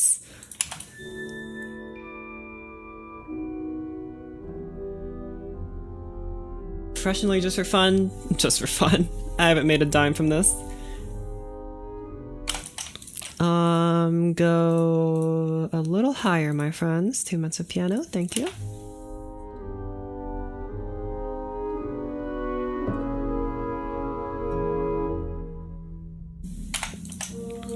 Go back down to pianissimo, please.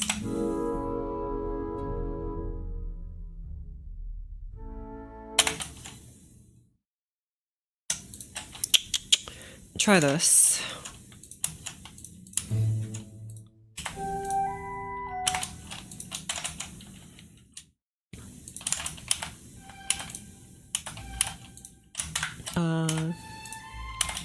Move down to you.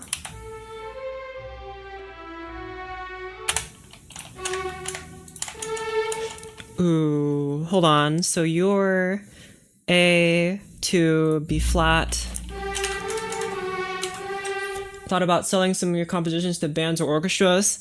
Nobody has asked. I think that's the main limiting factor there.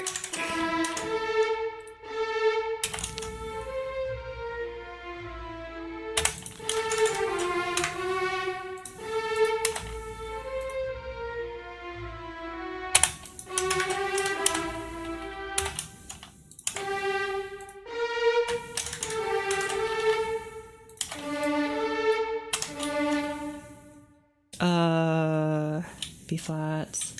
The name of the software you're using is, I want to try it. This is MuseScore 4. MUSCSCORE.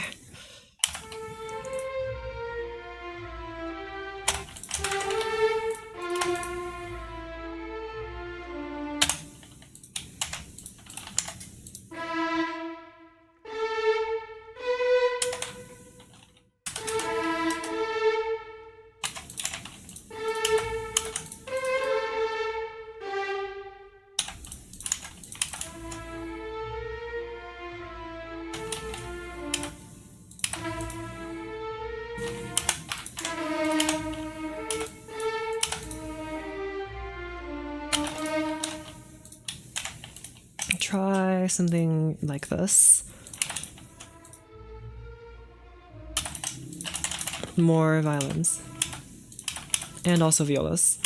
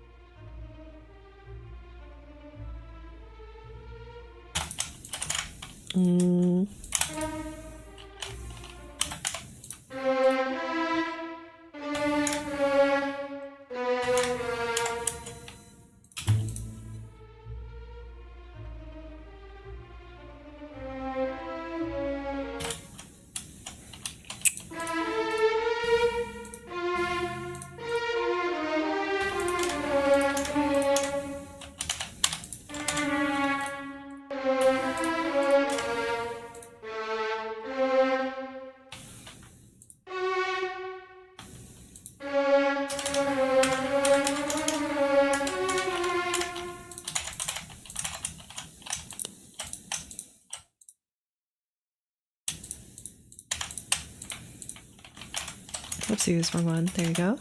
Okay, try this.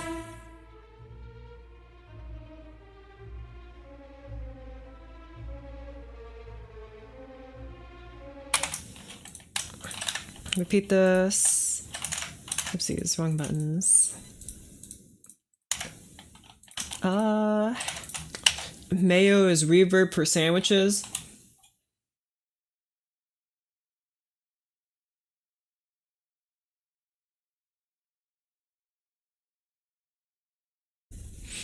I can't disagree with your cold hard facts. Yeah, you're actually completely right. But what if you had a sandwich with just mayo on it? Bread and mayonnaise. Would it just be like a reverberation of the bread? Or would it be more like... Would it be more like distortion? Anyway, what was I doing? Right, I think I'm losing the theme here. The theme here was supposed to be stargazing, by the way. Dang it. That's why I wrote this nice, easy part here, and then I'm like, it's gotta sound evil! Oh, it's so nice. And then I'm like, oh no, but I gotta ruin it.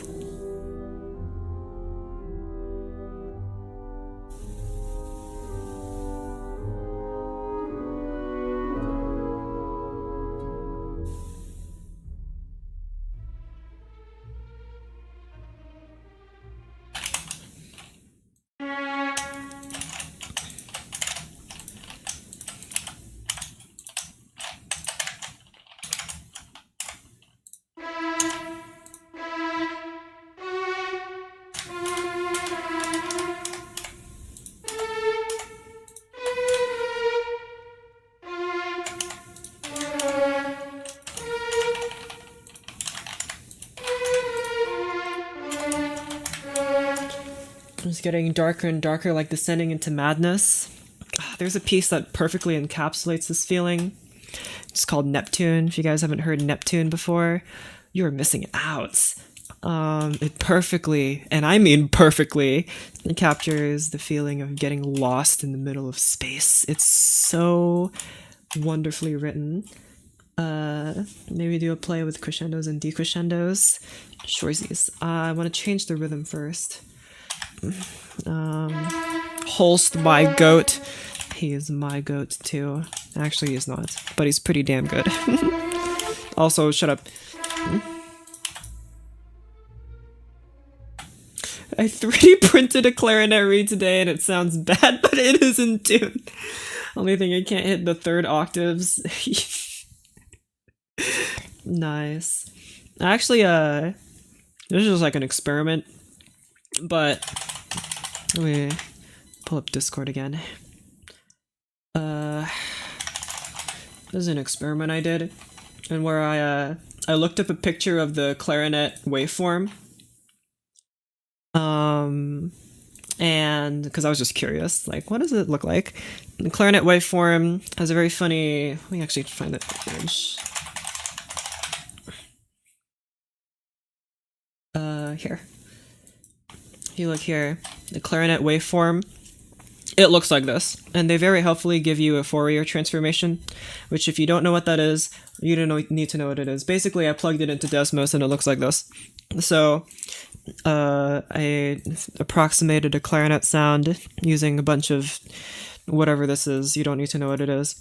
And it works. The thing is, the clarinet sound, as you can see here, the harmonics change based on how high it is. So you'll notice here that these harmonics are, like, over here it's kind of different. Over here a lot of them are gone at these higher notes here. Clarinet has some very pure harmonics, which is awesome. But I was thinking, like, I mean, this is basically just the wavetable, but also if you could synthesize a clarinet using something like this, then you could have a fake clarinet and it would sound like a clarinet. And a lot of samplers are based on a single audio file and or a single waveform. Like, it's just this guy but propagated throughout, you know, all of the notes. But in fact, the clarinet most instruments, the waveforms will change based on the pitch. So, basically, what I'm saying is, if we could put all of these waveforms and their, I mean, it might be difficult to transition from one waveform to another, but we have the math here. We have all the harmonics. They gave us the Fourier transformation, which basically tells you all the harmonics that you need to care about. And if you put all of those together, right, and then you like interpolate between them, maybe you can do some maybe you can like observe some waveforms or whatever and see what it looks like. And then you can have an accurate clarinet sound and you wouldn't need to use any samples. This is very awesome. Okay. I can prove to you that this works, by the way. Let me do this. So, let's stick in the amplitudes of these guys here. So, that's harmonic. Let's do the odd harmonics. Actually, no, I need to do all of them. I do 1.04, 0.99, that's not 99, 0.12, 0.53, that should be, what, number 5, 0.11, 0.26, 0.05, 0.24, 0.07, 0.02, 0.03, 0.02, 0.03, that's all of them. Yippee! Why are you complaining at me? Use something on both sides of the comma symbol. What? It's a set! What do you mean I need something on both? Oh, I accidentally wrote one too many. This is so sad. I have here a 14 element list. And by the way, Desmos have this wonderful tone function, which generates tones, but I'm not able to hear it. Basically what this is doing is that it's generating harmonics. I want a list of 1 to 14 here, which should basically generate 14 harmonics. Also, I can't hear it. Where is it? Play the tones. Or are they too low? They must be too low. Because right now it's playing, I need to multiply this by a coefficient of, what is this, 156 hertz? Maybe let's shut that up a little bit. Shush! I believe if I move you in accordance with, there you go. And I'm going to multiply you by some constant here. So basically what this is doing is that it's taking all of these harmonics here, and it's adding them together in accordance with how loud I assign them to be. And it sounds like a clarinet, kind of. It's a little bit different than that. Of course, this transformation isn't perfect, but it's pretty close. Sounds more like a bassoon, really, but you know, with a little bit of elbow grease, I'm sure you could make it better. You can also change this to get different pitches. Pretty cool, right? Alright. Did you realize you could create a clarinet with math? I know, right? The math clarinet. It's so awesome. We can just get accurate clarinet sounds using waveforms. Why doesn't MuseScore use them? Because the clarinet sound from MuseScore isn't the best. The thing is, sampling is just a lot easier to do. It's easier just to hire someone to play a bunch of notes of a scale and string them all together than it is to make clarinets out of math, because of course you can create the pure sound of the clarinets. That isn't really everything. Like the clarinet, of course, isn't just one pure wave. It's not just this wave forever. There's like little tiny differences that make it, you know, a real instrument and not a computer generated one. And I'm sure you can actually synthesize that like weirdness. It's just that I don't think anyone has, and that's actually what got me thinking, like, why don't I just make something? I mean, it is just a synthesizer thing. I bet it's, if I could plug, I have Fruity Loops here that I still haven't used. But if I just created a wavetable of the clarinet at different points, right? And then I don't know, add in a little bit of weirdness and an LFO, and then just stuck that in there. I bet you could create the perfect clarinets. Okay, anyway, get out of here. Music isn't math, except when it is. New melody, go.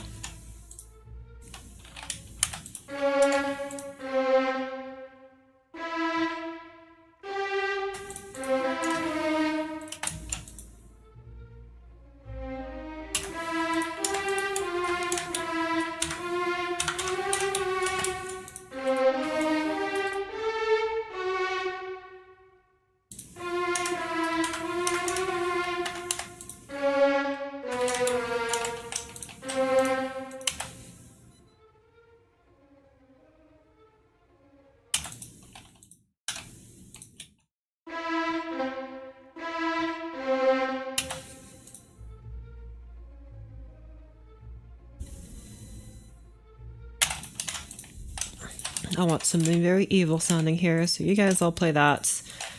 Do a beautiful crescendo here.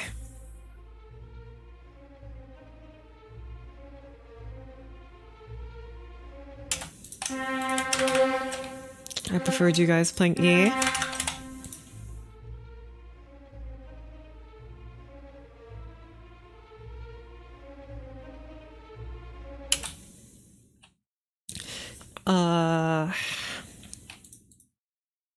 And I want clarinets here playing something.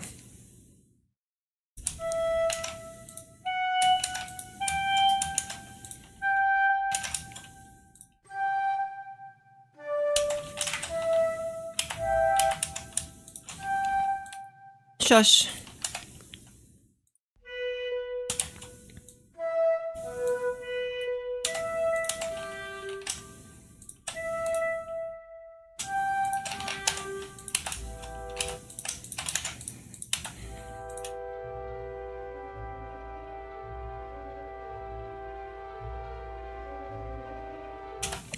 You're louder than I'd like, so I'm putting you in flutes instead.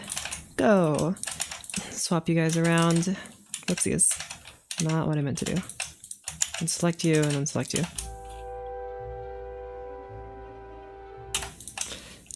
What if I tremolo you guys too? It doesn't sound as cool as I actually hoped it would. If I lower you an octave, that might help.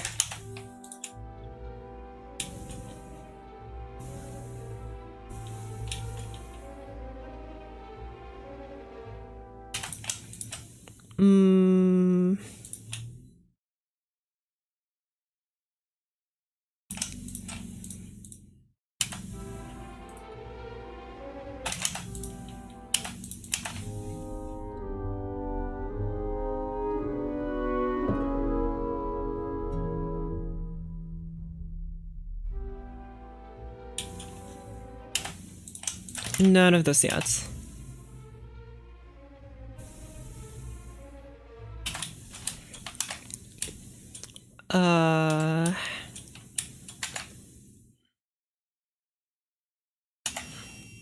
I need you to start low, get a little bit louder, my friend.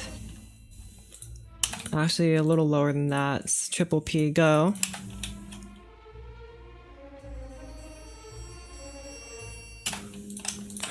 Try this guy again. And again. And I need something fun happening here. I think I need to steal from this original melody, and by steal I mean it's mine, so who cares? Now, because these are in different meters, I'm just gonna have to get the general outline of them.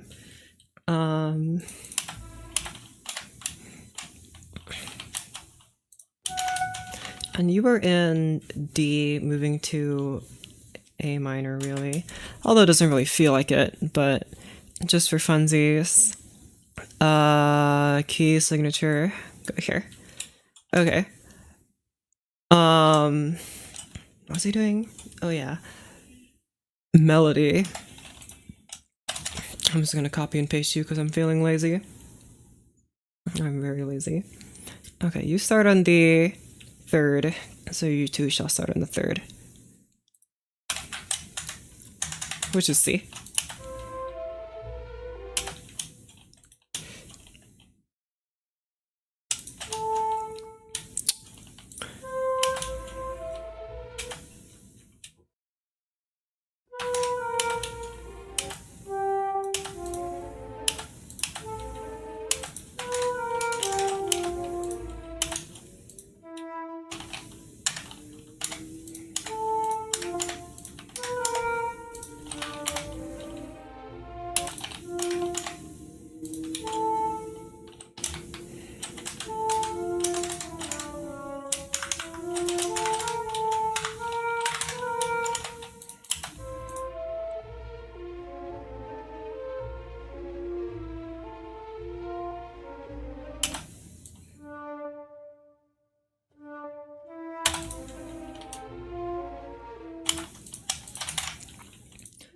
Just copy this, my friend, and we'll see what that gets you. In fact, put it on oboe. Shut up.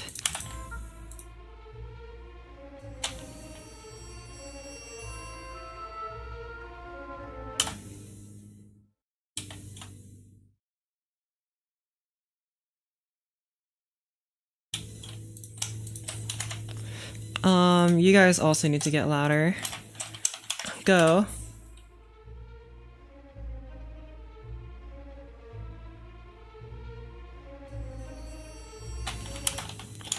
And have a nice bass drum roll here.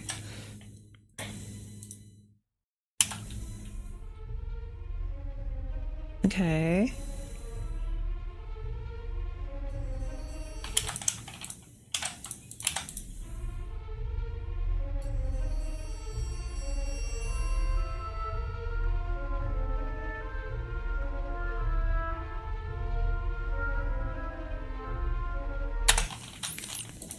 This part sounds a little awkward at the second part.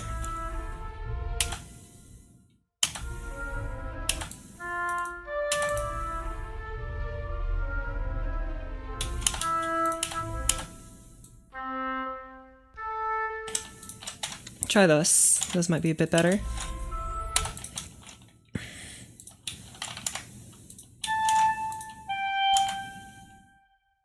Go, flutter tongue.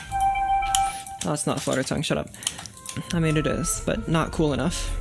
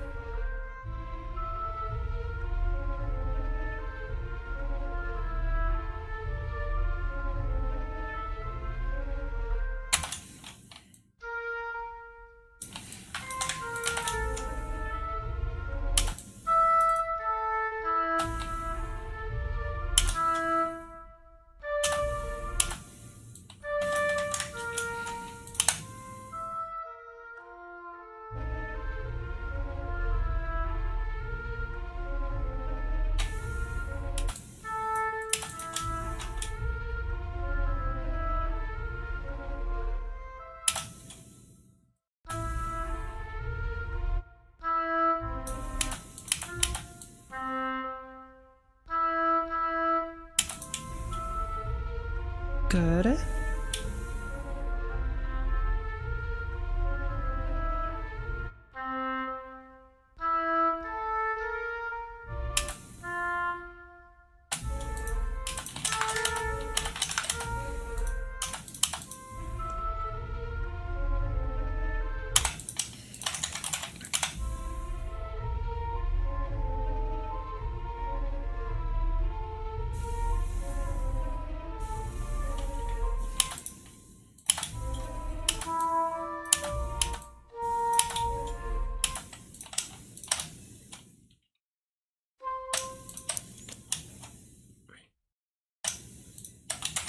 Try again in trumpet here.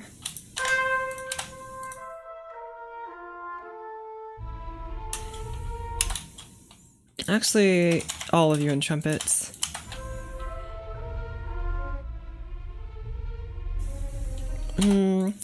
Trumpet and celesta here.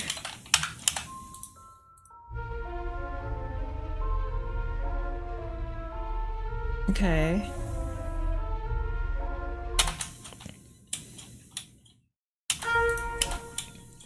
I gotta go to sleep. I'll see you later.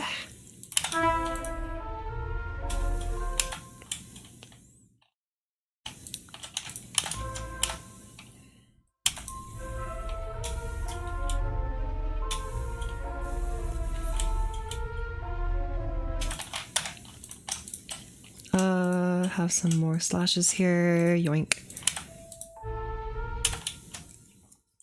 I think oboe was better here instead of trumpet.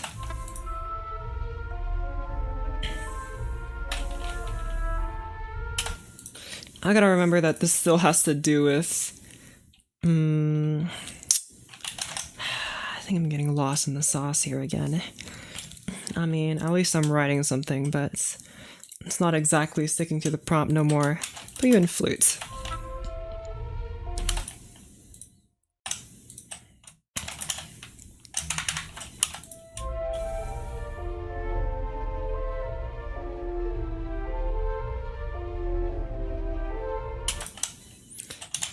No.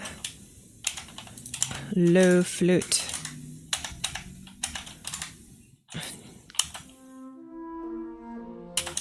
Go, bassoon, your turn. No, high bassoon. High bassoon.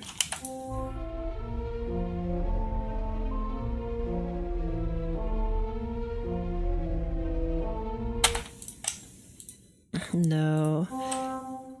You sounded better in oboe. Go. Go, bow. Okay.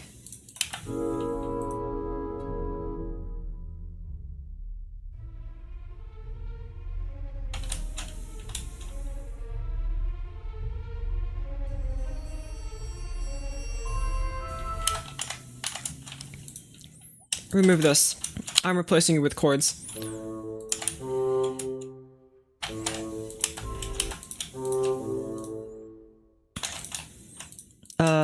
Not bassoon. Trombones.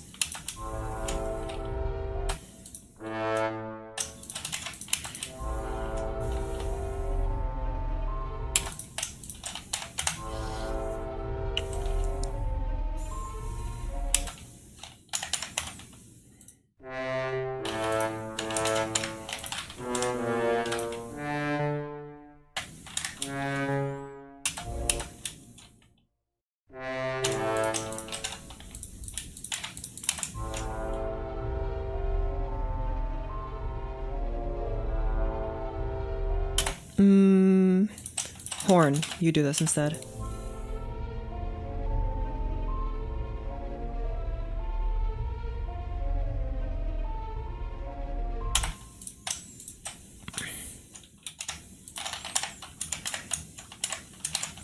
Try this. You just play the wackiest arpeggios.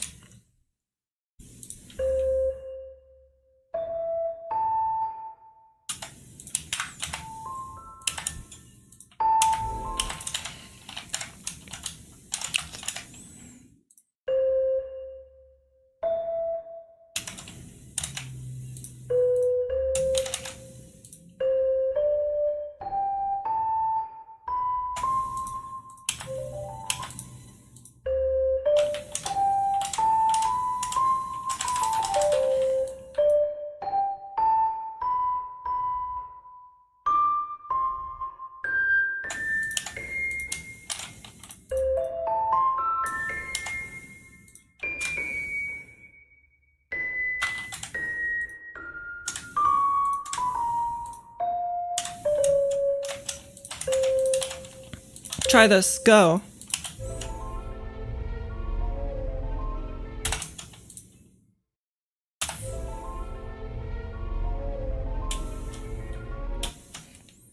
And I want the harp to play something similar, but in the opposite direction.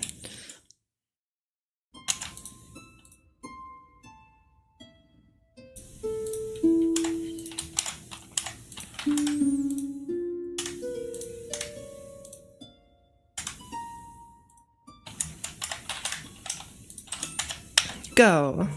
Try this.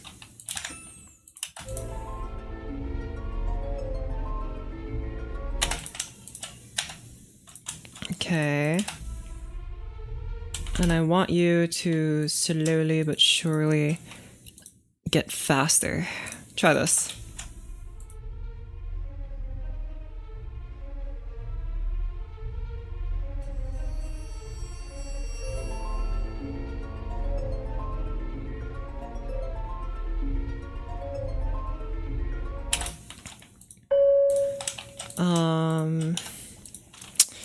This is going to be a very quick and dirty thing, but I have like you. And I want the Glocken should be able to do some stuff on top. I don't got that melody no more, but that's fine.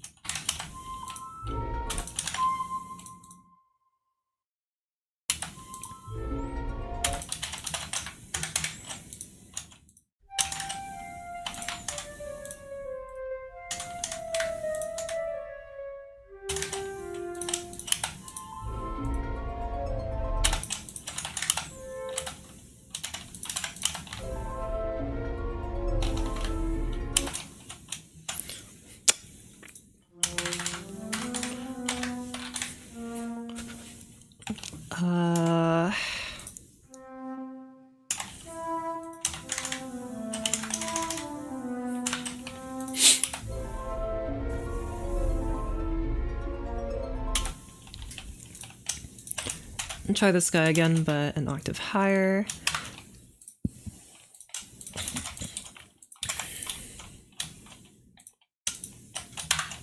Like this. And in fact, do that back here.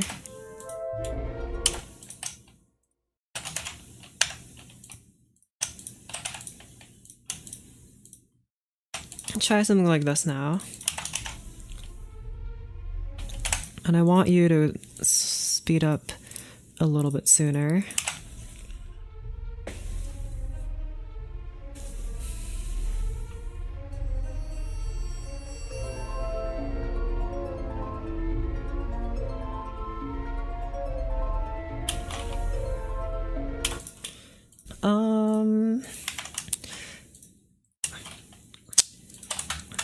I need that cellista to be higher.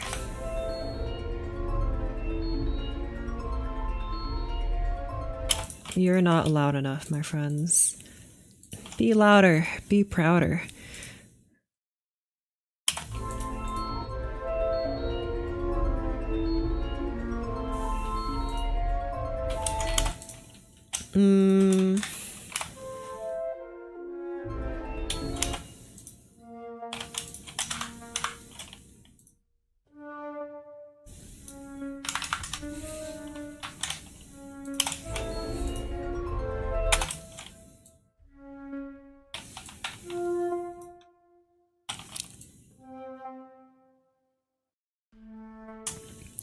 Do this instead. Menu score is kind of lagging for me. This is not good. Try now.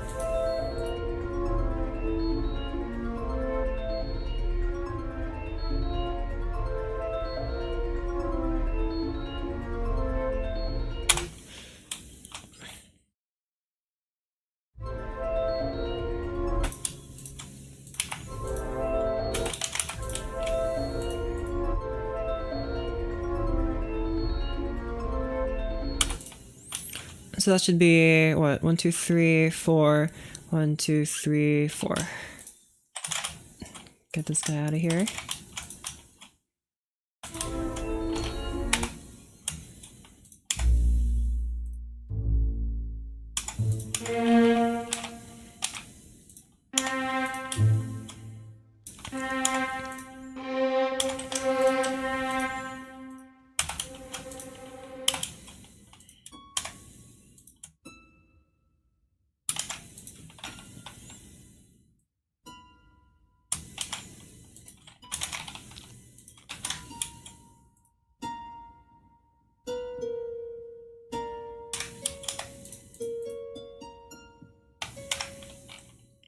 And do an arpeggio here, something similar to you.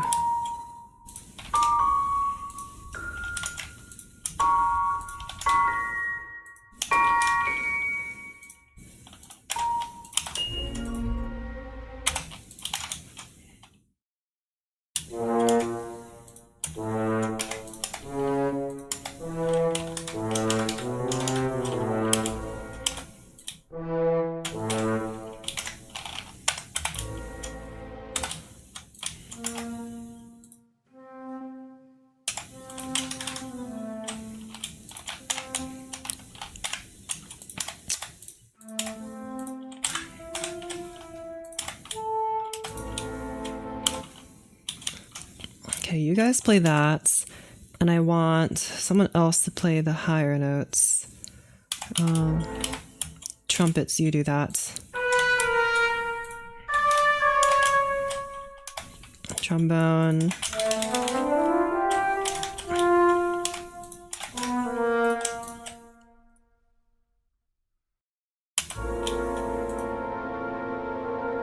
Perfect.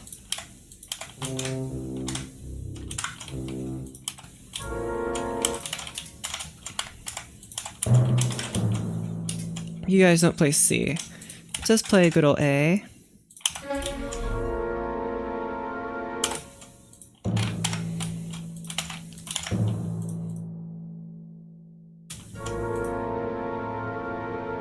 A little louder, please.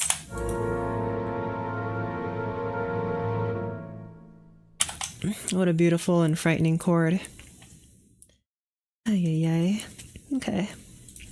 That's going to be it for me for today. It's already becoming midnight where I am.